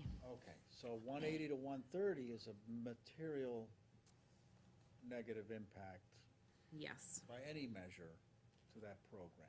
correct. And again, we're going from that 180 to 130 simply by, what, 1% of the tax levy, which is in line with what we're asked to do because of Massachusetts general law. Correct. So this is, there has been obviously criticism. This is a transition year. They've had to make some changes and some cuts to accommodate that maximum allowable number. In speaking with the director, he's confident. He seems like they have a good plan in place. I think, you know, after the first season kicks off, I think a lot of the criticism from some of the parents will hopefully go away. Once they open it up to out-of-town students, once all the Groveland kids register, and we have some capacity for out-of-town students, I think some of those criticisms will go away. So yes, they had to make some cuts, change some field trips, things like that, but in this first transition year, I think it's going better than, It was only like They were $9,000 they were out of whack by, wasn't it? well, after they came down from the 180, Oh, yes. okay. They were about 9,000, that represented one field Okay, trip. right, And what they okay. had done was if, at the point when it comes to that field trip, if they're still short, then the parents would have to pay to send their kids Right, on that field trip. right. But they're confident that each week, with each field trip, they'll add some capacity, because not all the students will go. Right. And it may not be quite the 9,000, it may be some number that parents are That's the supplementing. trip to Cranmore. Yes, it is. Okay, But the alternative to this is if they wanna lobby and advocate and push for it, they could try to get it on the budget. They certainly could, yes, They haven't wanted to do that. correct. So they like to have the revolving fund, cause it's kinda, you know, it's a little protected. more independent. Correct. So they want their cake and eat it too, but you gotta follow the law, folks. Cause I've been criticized, but you know what? I criticize back. Right. You can't break the laws, law's law. you know what I mean? What I would So- recommend, So, if they wanna expand it and go back to 180, there's a legal mechanism to do so. But you can't do it this way. You can't do it through chapter, 44, section 53E and a half. That is correct. Okay, pick another statute, and you go to 180, you go to 250, you go to $500,000 if you get town meeting to vote for it. right? And then you'd have to come back every year and hope that people will support your program. and Correct. Put it at risk. But at least, Well- but at least it wouldn't be the parents of just people that go to the program dictating what the budget's gonna be. The voters of Groveland would look at the budget as a whole and be able to vote on it. And that's the way democracy's supposed to happen. It's not supposed to be little, special interest groups, doing whatever they want in town. So that's why we have legislation, we have statutes that protect the interest of the whole town. Because if you could run this up at any amount you wanted to, 180, 280, 380, where does that slippery slope end up for the people of Groveland? Right? There wouldn't be any control mechanism in it. Right. So I think the system works. It hasn't been followed in several years. It's been commented on the auditor's report time and time again, right? I think 6 years in a row is the number I counted.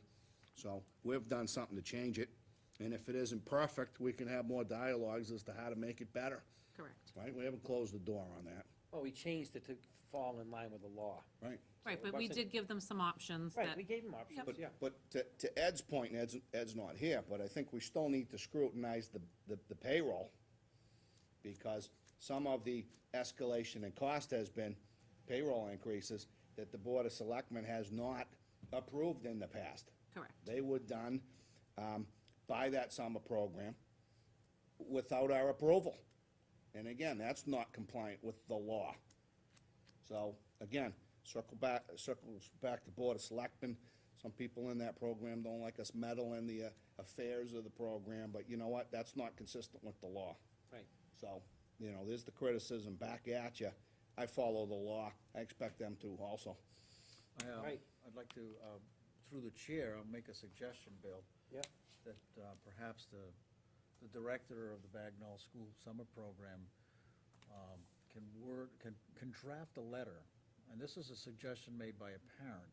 A parent is getting information now from this board and from other sources that, there has been changes and there's good rationale for the changes, but it really would be helpful for parents to get a letter or a bullet point, a resume of why there's been changes. And even important issues such as what's going to happen with the playground during the summer program.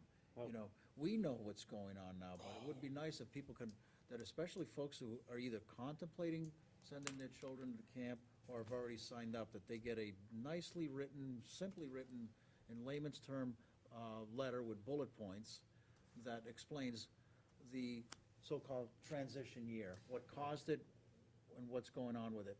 And I think if the director drafts it, we'll finish the letter, because we want to edit it and approve it as well. Right. Well, to your point, My Joe. suggestion. Yeah, to your point is, I have a meeting with Denise, the superintendent, the summer program director, the principal, at the school on April 4th? April 6th, next April Wednesday.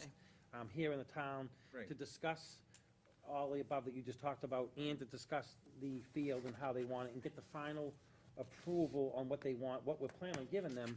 And then we will start the bidding process with the well being bid first, and then it will be the fields, and we're gonna get a timeline of when the work will be done, when the school's out of session, or whenever they think it's best fit, but we will then start. So that next step is to meet with them, meet with the director, and at that point in time, I can relate to the director what you just said, a nice letter or whatever, to follow up our meeting and to discuss all this, Yeah, the point.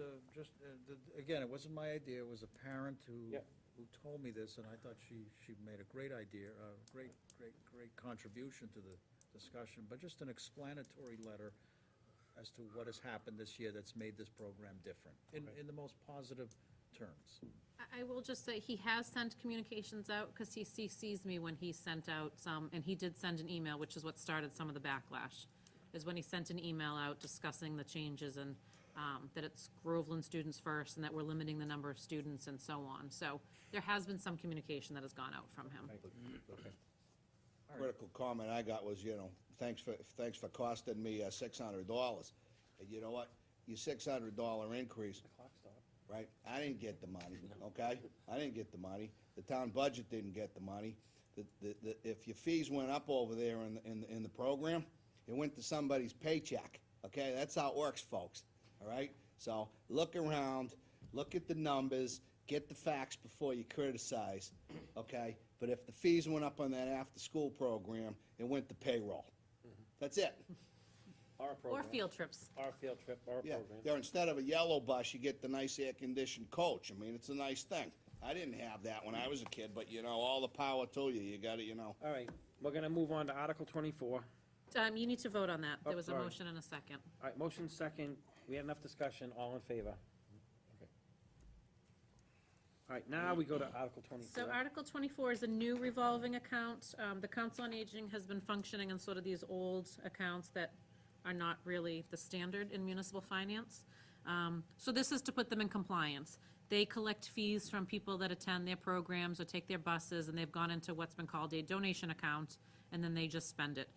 So again, this is just to get them in compliance, put it through a revolving fund, make them accountable to the requirements of 44, 53, E and a half, make them report to town meeting what their revenue and expenses are. It's not gonna change their program, it's not gonna change their funding, it's just gonna put them into compliance. Okay, so get a motion on Article 24, All right, Article 24 to be adopted as written. okay? Seconded? Second. Any further discussion? All in favor? Okay, Article 25, Article 25 is another new revolving account. As the fire chief has stated in the past, with the Heart Start program, they are looking to run CPR classes, hold classes for residents to be CPR certified. This would allow them to collect the fees, put them in an account, spend them on that program only, covering salaries, expenses, equipment, so on. Again, they would have to report to town meeting. They're limited at $6,000 for the first year. They had requested a slightly higher amount, but I recommended let's start at 6 and really see what the expenses come in at for this program. okay? So can I get a motion? I'd like to make a motion for Article 25 to be adopted as written. Seconded? I'll Any- second. Any further discussion? All in favor? Okay, Article 26. Article 26 is the first of the Community Preservation Committee articles. There were only a few of those this year. The first one is 55,300, excuse me, for the purpose of development of Phase 3 of the Groveland Community Trail. The trail, they've come before you, they did their presentation. This is what they're asking for this year to, for that Phase 3 part of it. And that's what they were before us with, That was one of the things they had talked about when they came here and did the presentation with the map. right? And if I remember seeing recently a email that came through saying that they're almost good with the state's almost. So the pretty state much has said approved, They've yep. approved their funding and they're moving forward. Correct. Make a motion They approve the funding? Can we see that letter? There was an email that came out, they approved the project. So they've accepted the project as one of their, I read it last week It's at in a the, queue, you know? yeah, I read it last week at the meeting. But that, it doesn't mean they've approved the funding. So the funding hasn't been Funding could still be released, 10 years down the road. but they've been an approved project at this point. The Mass DOT has When they were approved the before us, project. they said once it got approved, it was gonna move the funding forward pretty quickly, if I remember, right? I believe so, I don't remember Still exactly. take about 5 years to get it done. All right, it's- so- it's We're not gonna be talking tomorrow. All right, okay, Not so Article 26, we're gonna, get a motion to Article accept. 26, we make a motion that we adopt Article 26 as written. Okay, seconded, Second. all in favor? Opposed? Okay. Article 27, Article 27 is the second community preservation article. This is for $73,650 to be made available for the purpose of, bless you, improving access, passive recreation, fishing and boating in Johnson's Pond. And you can see there's a little explanation there, what it is actually improving. okay, I'd so, like to make a motion to adopt Article 27 as written. Second. seconded, and any further discussion? Yeah, I'd like to discuss it. Seems, and Mike's here, but I mean, part of the plan is to dredge out the pond and, make access for boats, but, pretty much against dredging.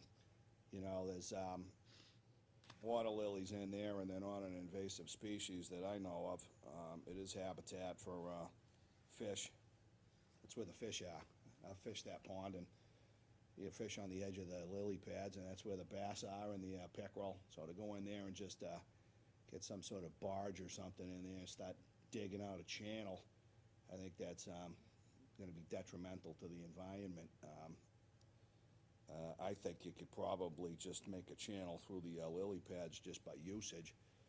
Yeah, I use the boat launch from time to time over the, it's not a launch like that, it's where you put the boats in over there in Pawtucket Pond in Georgetown, and you, Boat just for, yeah, the boat ramp, it's mud, it's not really a ramp. You know, you sink, but just from usage of our, boats going in and out of there, the kind of the lily pads just get out of your way. So you create that. So I don't know that we need to spend $73,000 dredging. Says it's choking the shoreline. I don't know that it's choking the shoreline. So Mike and I have talked about this, and I'm not convinced that that's the way to go down there. Okay, Yep. Mike Dempsey, Conservation. So, first of all, $73,000 is not being spent on dredging. The process is really called, Dredging machine in there? the process is called hydro raking. It's muck raking, Same as Hydro dredging. raking, yes, like muck raking, yes. It's ripping up the bottom of But, the pond. again, I don't have the numbers all before me, but approximately 38,000, I believe, is for the hydro raking process. And the reason why we're gonna limit it to a particular area, there's approximately 7 or 8 acres of it that are between, outside of the, where Washington Street crosses the edge of Johnson's Pond out to the larger open part of the pond. And so what's happened over the years, especially over the last, I would say, 5 years in particular, there's always been the water lilies on the Uptack Road side, but they've spread. They've spread completely from the Uptack Road side across underneath Salem Street, underneath Washington Street, and now they're going out towards the middle of the pond. And so what Conservation wants to do is try limiting how much further that can go, because we don't want it to take over the whole pond. Part of the problem is due to the depth of the pond. So I think the idea is that through a process of planning and the hydro raking, to modify the level of the pond, rake out what we can, perhaps not, perhaps a channel makes sense, perhaps not. Perhaps we may have to take out the whole 7.5 acres or so.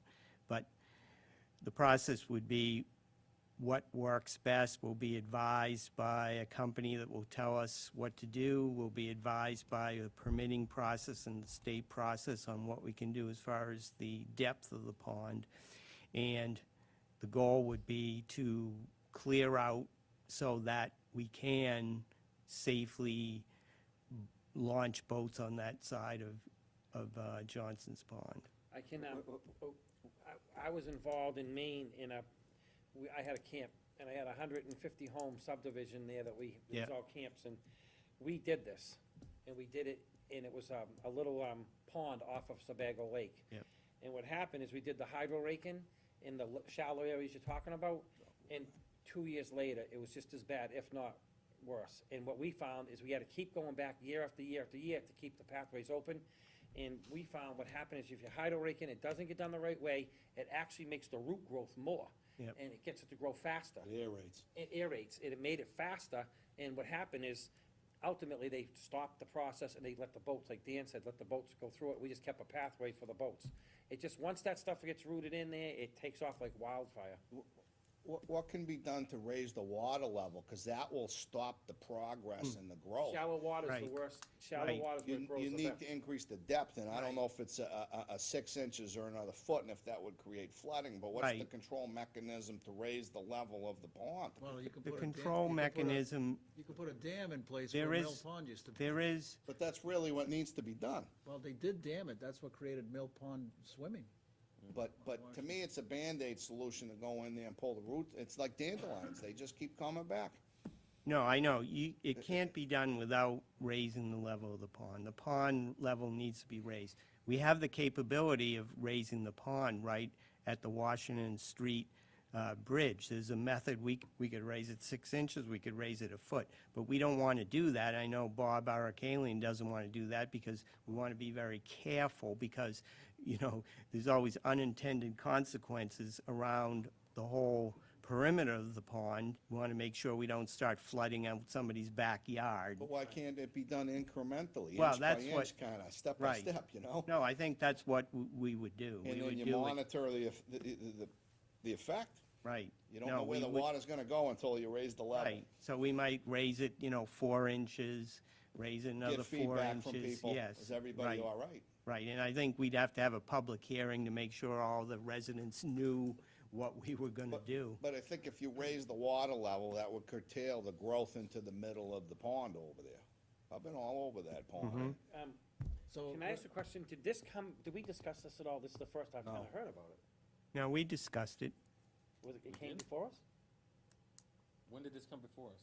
Remember? No, it never did. I don't think it remember did this either. coming No, before I us. was up here answering some of these same questions about 2 months ago.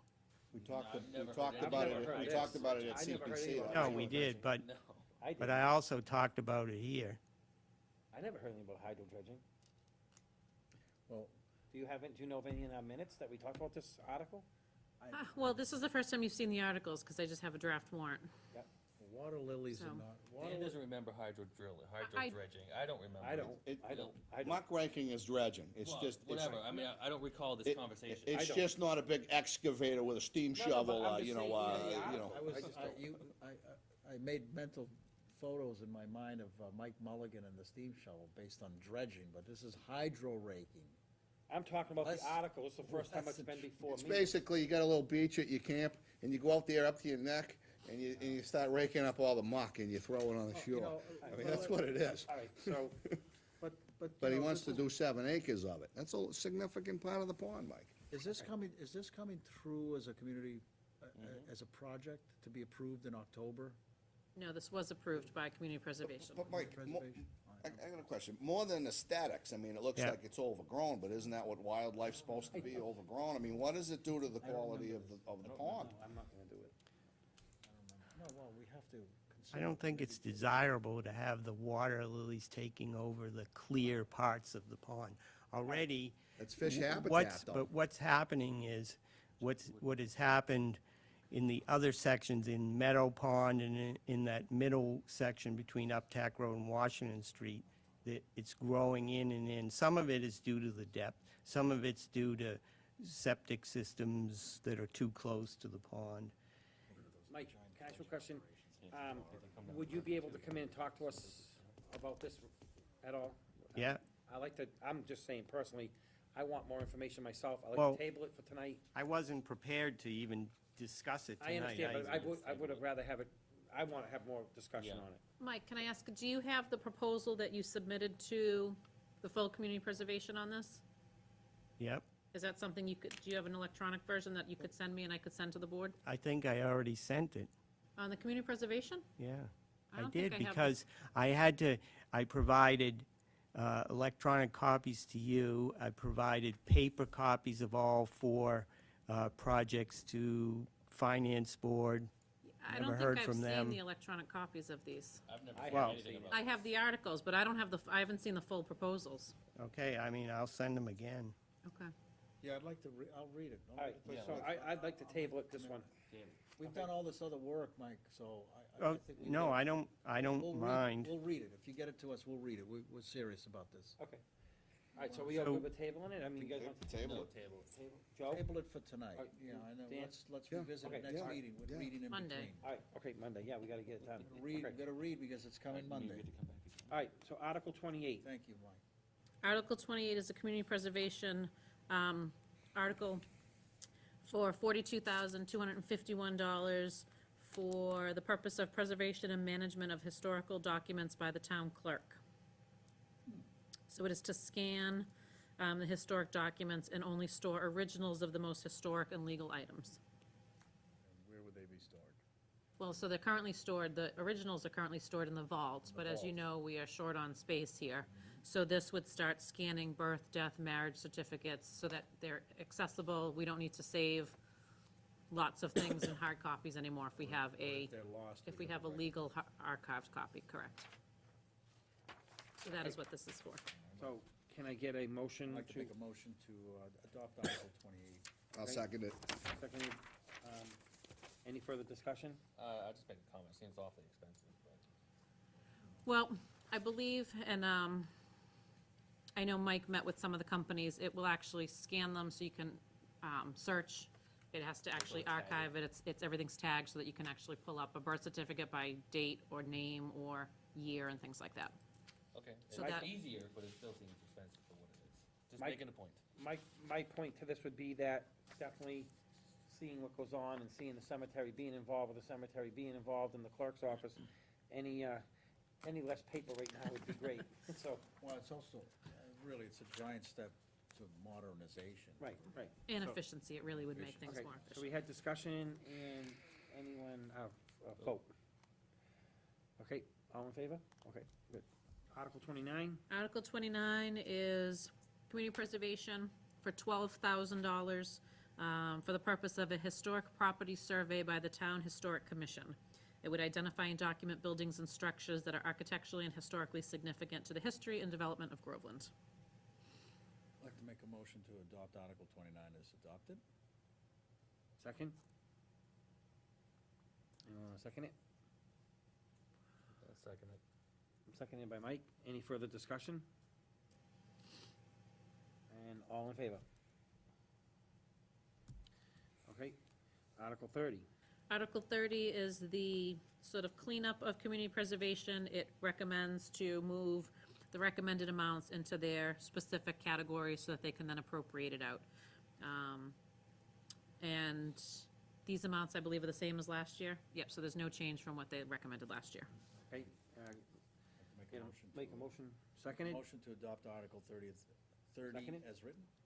Second. and any further discussion? All in favor? Article 31, So, the next few articles are, I don't know if you want to vote on these this evening or not, but Article 31 is the first of the articles to address the fire truck. Article 31 would rescind the borrowing authorization that was made at last year's town meeting, which covered borrowing, which we would incorporate into our general fund budget. So this will just rescind that appropriation and sort of close out last year's article. okay, so So we'll that start was with because that. they approved it, but didn't have a mechanism to Right. actually pay for it. Yes, that is correct. So this rescinds that, it takes it off of our authorized and unissued borrowing. I'd like to make I a am definitely think we need to make a motion on that one. Yeah. I'd like to make a motion, thank you, Bill, Article 31 as written. Seconded. And any further discussion? And all in favor? Articles 32 and 33.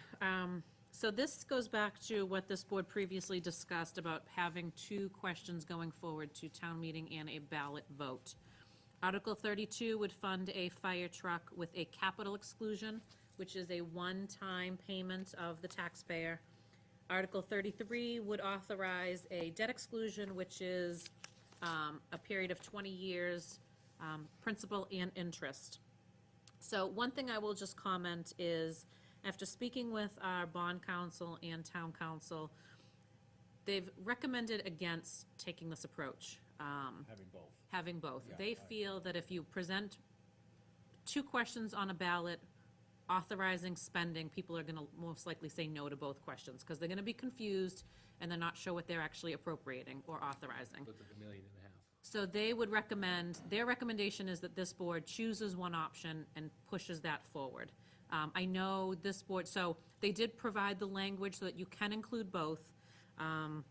They've also drafted the actual ballot question, which is pretty standard with the specific legal language. I put in the parentheses, capital and debt, that wasn't part of their actual articles. But I did tell them I would relay their thoughts to this board so that you could discuss that. All right, I'd like to make a motion that Article 32 is rescinded and not included on the warrant article. And I would just tell you, On town meeting warrant. just on that, just so you are aware, Joe, the capital exclusion, you're looking at about 86 cents per thousand on the tax rate, which means the average single-family home would pay $310 in a lump sum.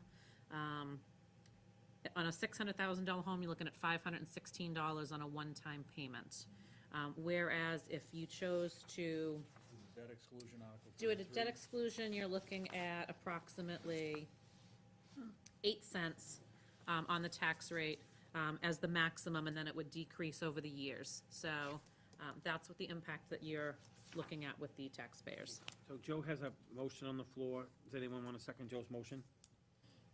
Well, okay, Sure. Well, we gotta get into discussion. Does anyone want a I'll second? second it so Dan can discuss. Okay. So second it in any further discussion?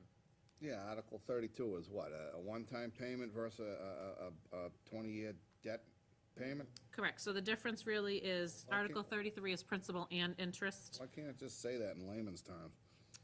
Unfortunately, I don't know. Somewhere It's the put it- I mean, specific, seriously, I mean, who's gonna sit there and read chapter 59, section 21C right at the meeting?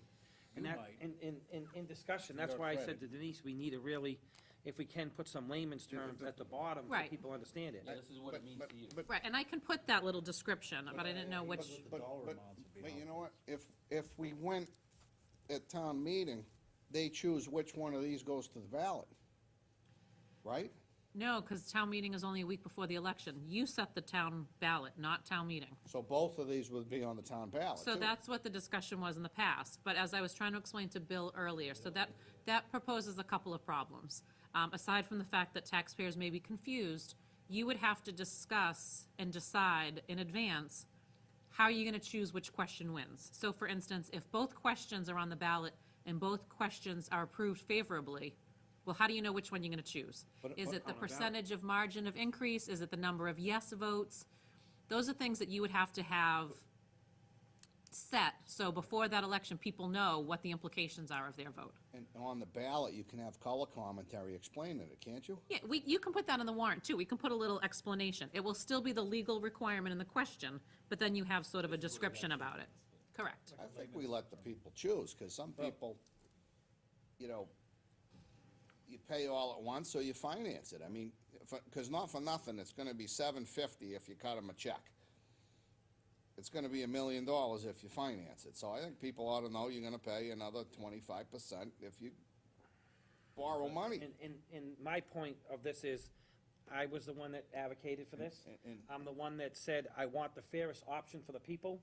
And I think the fairest option for the people is the two articles, as I just think it is. I think if we sit there, if we decide Article 32, we've already decided kind of the mechanism. So I sat here, I pushed it. Well, we decided the mechanism, but we didn't decide that it would pass. But this could be, No, but I this mean, I could be think we need to, clarified I with personally wanna language. see the two options go in front of Right, the people. not in the Color actual commentary. question, right, we can add the commentary. And certainly with discussion up at the microphone. I mean, that's what town meeting's for, is a discussion.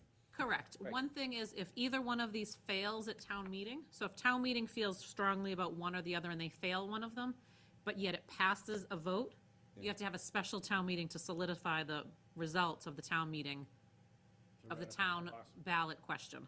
So, I got lost. because it requires town meeting Two-step approval, process, basically. Right. So The because first step town, is to because renege. town meeting is the first week, or is the week Can't put before. both on the ballot and then cross one out that doesn't make it?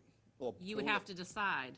Like I said, if both of them pass, if both of them are voted in favor and the yeses outweigh the nos, which one are you gonna choose?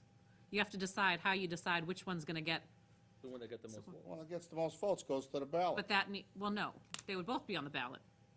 And then But you, which one, if they both pass? If they both pass, how do you decide? So they that's what you have to pass with be, an even number, right? well, 25 or No. 50. Because they're separate articles. right, so so they could be, so that's what I mean, you'd have to decide, is it the most yeses? Right. Is it the highest percentage? Is it, Well, can't we clarify that Why beforehand? can't it Say be- you're you why can picking- can't it clarify, be yeah, you don't choose need one? that tonight. Well, you're picking one or the other. You don't pick both. Or none. It's one or the other. Yes, but the majority of your voters will not be at town meeting and will not watch the selectmen's meeting. They'll walk in there and not know what, so They're that, not gonna walk in late, though. I mean, if they walk in late, they're not gonna be able to vote. right, but I'm talking the election, not town meeting.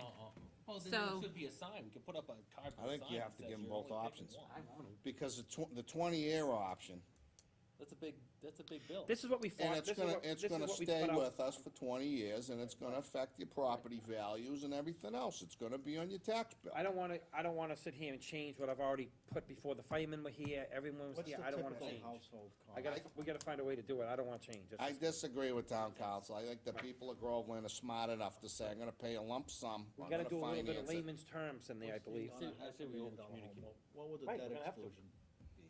But we We're keep gonna- both. I like keeping It's both. 8 cents per want to keep thousand, both. I'd have to I do. calculate what it Keep is. both.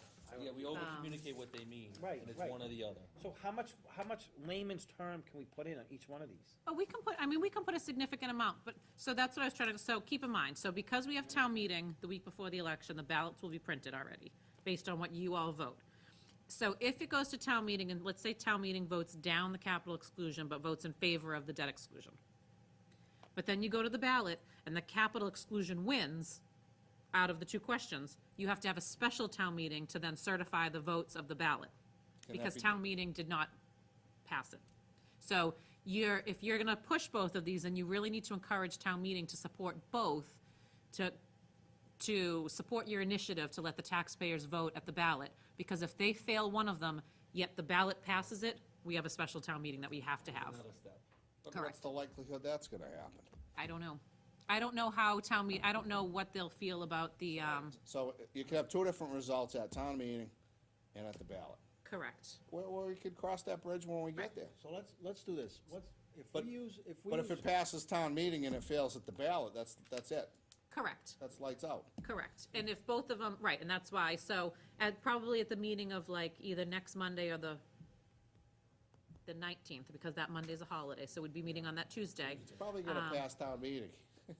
Right, but the so at fire that department's meeting, gonna show up. if that meeting before town meeting, you should discuss publicly the two questions and what happens if they both pass and how you're gonna handle that. And, because we need to have that mechanism so that on the night of the election, it's not up for You debate. do a hand count on both.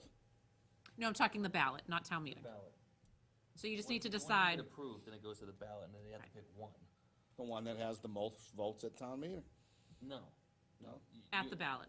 So the one has the, These are separate articles, so you're voting to put both articles on the ballot. Gotcha. And when you get to the ballot, they have to know that they can only pick one.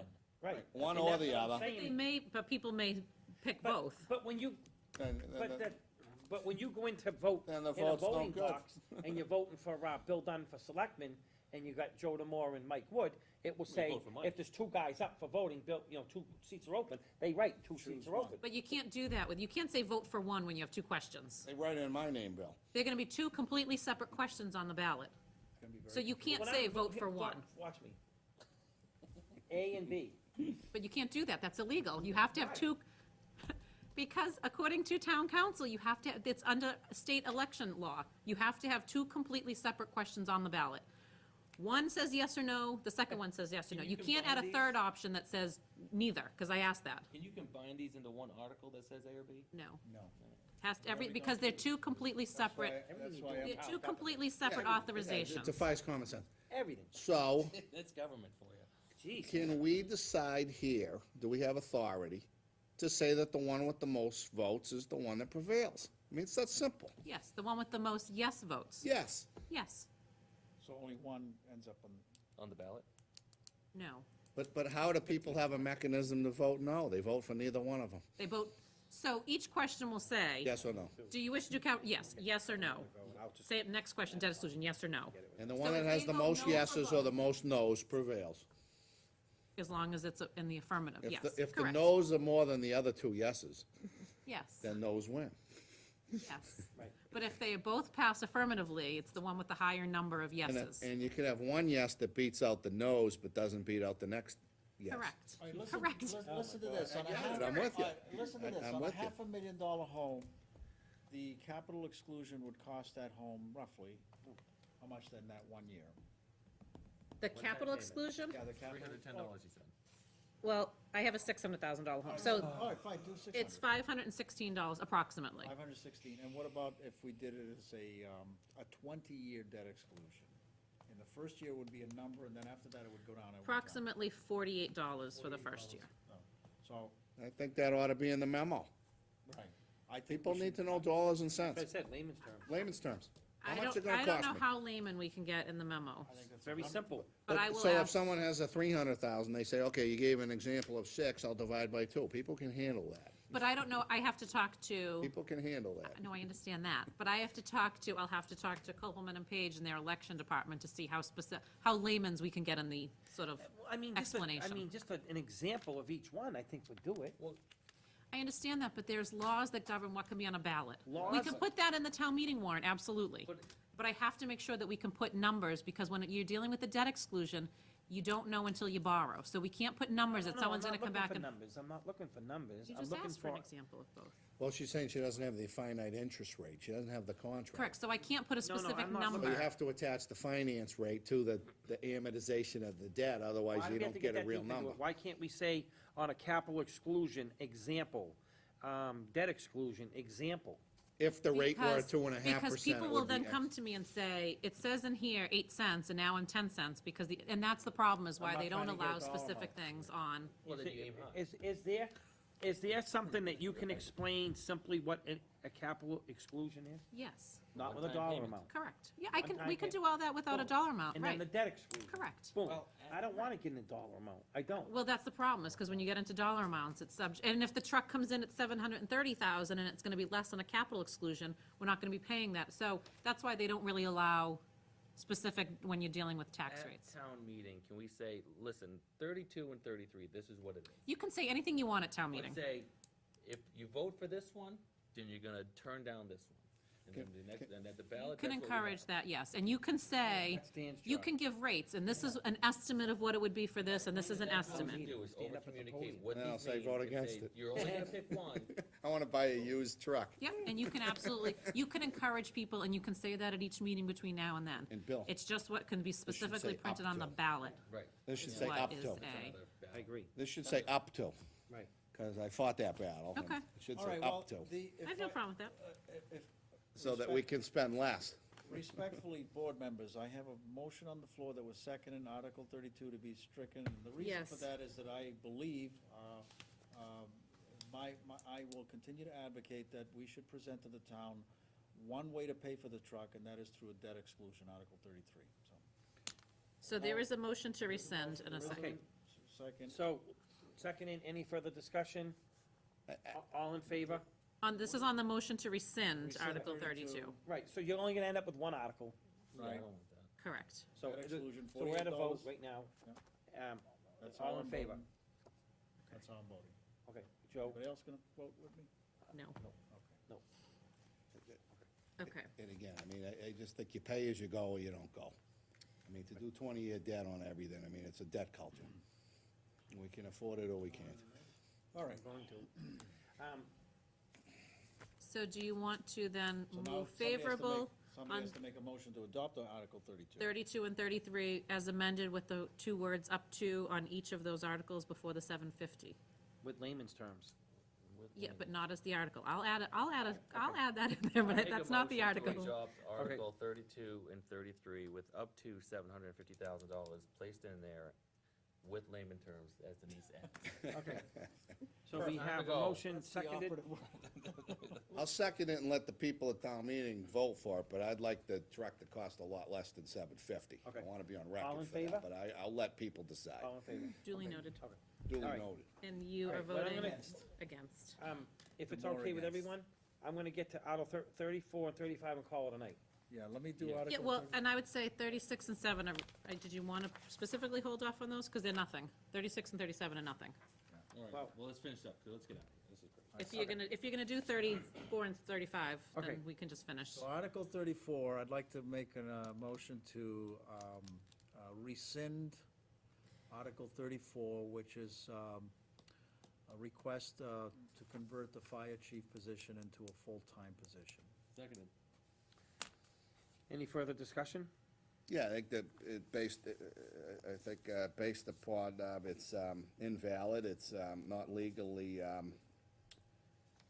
enforceable, it's contrary to public policy, unprecedented, and I don't even know, it's probably even self-serving. So I think it should be rescinded in its entirety. We have a second, right? Yep, Mike seconded that. Okay, any further discussion? I'll just ask one question. Am I correct when I say this is really not legal? It is not. Okay. The town meeting cannot force the board to Okay, negotiate, Right, that's so, all, that's my. yep, okay, so it is thank you. not. All right, so, we're gonna vote, all in favor? In favor to rescind. To delete it. Okay, moving on to Article 35. Article 35 is to see if the town will vote to repeal the provisions of Massachusetts General Laws, Chapter 48, Section 42, which is the strong chief law, for lack of a better word, and accept the provisions of Massachusetts General Laws, Chapter 48, Section 42A, which, for lack of a better word, reinstates the weak chief law. Let me read this to everyone so that the public will understand. The statute gives the selectmen appointed authority over all positions within the fire department, and further gives them authority to set wages and establish regulations within the fire department. If we're silent on the issue, by the way, there won't be a return of the Fire Board of Engineers. No, if you do not accept it, there will be a return. You need to accept Chapter 42A in order to not have a Board of Fire Engineers. Right. So the first one will. So it's all in Article 35. Oh, they You're did it repealing. all in one? Yeah, Oh, I'm I'm still sorry. waiting on town council to. Yeah, I thought we were gonna have two. One is to accept it, and then another one, well, go ahead. What, So this current one is to repeal 42 and approve 42A. Because you're doing it all in one, if you repeal it without adding one, then it would be, revert back to a Board of Fire Engineers if Engineers, you're not okay. accepting the next I'm fine statute. with that. So this is to repeal and only support 42A, which gives the Board of Selectmen the appointing authority and so on and so forth. Okay, so Joe has a motion on the floor. Joe has a motion. With the Um, Fire Board. Does someone want to second it? That the Board of Selectmen become the, Seconded? yeah. Any further discussion? I would like to, the only thing I would like to say is I'd like to have a little more, myself, a little more information on how this would even transpire as far as a Board of Engineers and et cetera, et cetera. I'm just kind of like, it's a big step for me, but. Well, let's repeat that. If we Is it a adopt big step? We're going back to where we were a couple of years ago. No, so you're not going back to No, Board you're of not. Fire Engineers if you accept this. You're going that the Board of Selectmen technically become the Board of Fire Engineers. You are the oversight authority to the fire department if But we 42A. could create a committee if we wanted to, couldn't we? No, so you wouldn't accept 42A if you wanted to go back to sort of the fire engineers style. If we adopt Chapter 48 and 42A, there is no Fire Board of Engineers. We would retain, or we would actually retain the appointing authority and have the ability to set wages and establish And- regulations. And that wouldn't be any different than what we do with, say, the police department. No, it Wouldn't would be any not. different, right? No, it would not. So if the police chief, has recommendations, we listen. Right. He's brought officers before us and gave us credentials and background information to vote on their appointments, and it wouldn't be any different than that process. Correct. I'm 100% in favor of what Deanne just said. So I think that would just translate over into, the fire department very well, and it wouldn't be us micromanaging. No. There's I wouldn't. always a voice, Right, right? exactly. And it's not gonna be political, as some people have accused us of, because we appointed a police officer here, I didn't know. I think if we return to the Fire Board of Engineers, it might be some politics. It might be. Right. But I think the way we're going this way would, if the town meeting will support us on it, either now or at some point in the future, if it were to fail, is we just basically are running our departments just like any other Like department. any other department. And people need to know that, we go back to the weak chief statute, there's no tenure. So, effectively, the strong chief, but for cause, I mean, you can't make changes in personnel. So, I think it's important. Okay. I think it's important to make, I just have to, I don't know if you can answer my questions, but as far as this change in this, As far as the daily operations of the fire department, we have no say in taking any authority from the chief. This is more in hiring, firing, that kind of stuff. This has nothing to do with us as selectmen telling the firemen their daily operations, No. or what equipment to buy, or, Well, you do that now, so. well, I'm saying like. Right, no, what- I mean, I'll give you, I will include it in here, I just haven't printed it yet. If you wanted to table this, I can give you the actual language of 42A, so you can read exactly what it gives the power of the I would board. like to do that, only do that. because I like to have a little more information on it. I mean, I understand clearly. I have read it, it's been a while, so, good idea, let's Yep, table it. what I'm saying is, I don't have a problem with running the fire department as well as the police department with the selectmen, that's not a problem. As far as getting into any kind of specific daily operation, or, I wanna know about that. So that's Right. another item we need to read and be So ready I'm for gonna by put- next Monday. Table, okay, Can we do it? Yep. Dan? Yeah, Cool.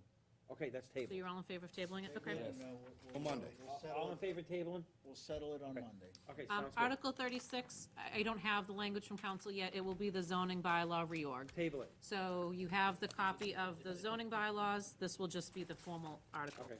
Article 37 is just the election warrant, so you'll vote that usually separately. To make the process more streamlined, we will just include it in the warrant. Can I Okay. bring up old business tonight? No.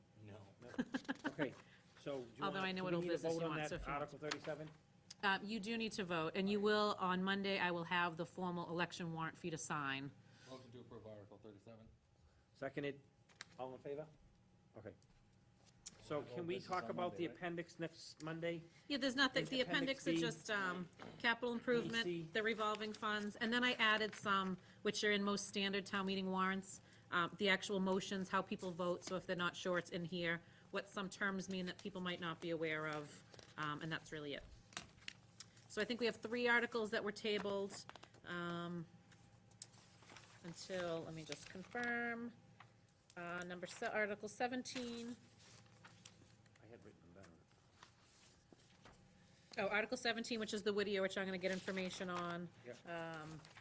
The VZ Johnson Park, and then the, fire chief. Right. Johnson Farms. Johnson's Pond, yes, sorry. Oh, it's not a new park. No, yes, sorry, Johnson's Pond. So that's it. All right. Okay, so make a motion at 9:09 or 9:10 to adjourn. seconded. All in favor? Okay, Night, everybody. we got a lot done. You did a great job. Great.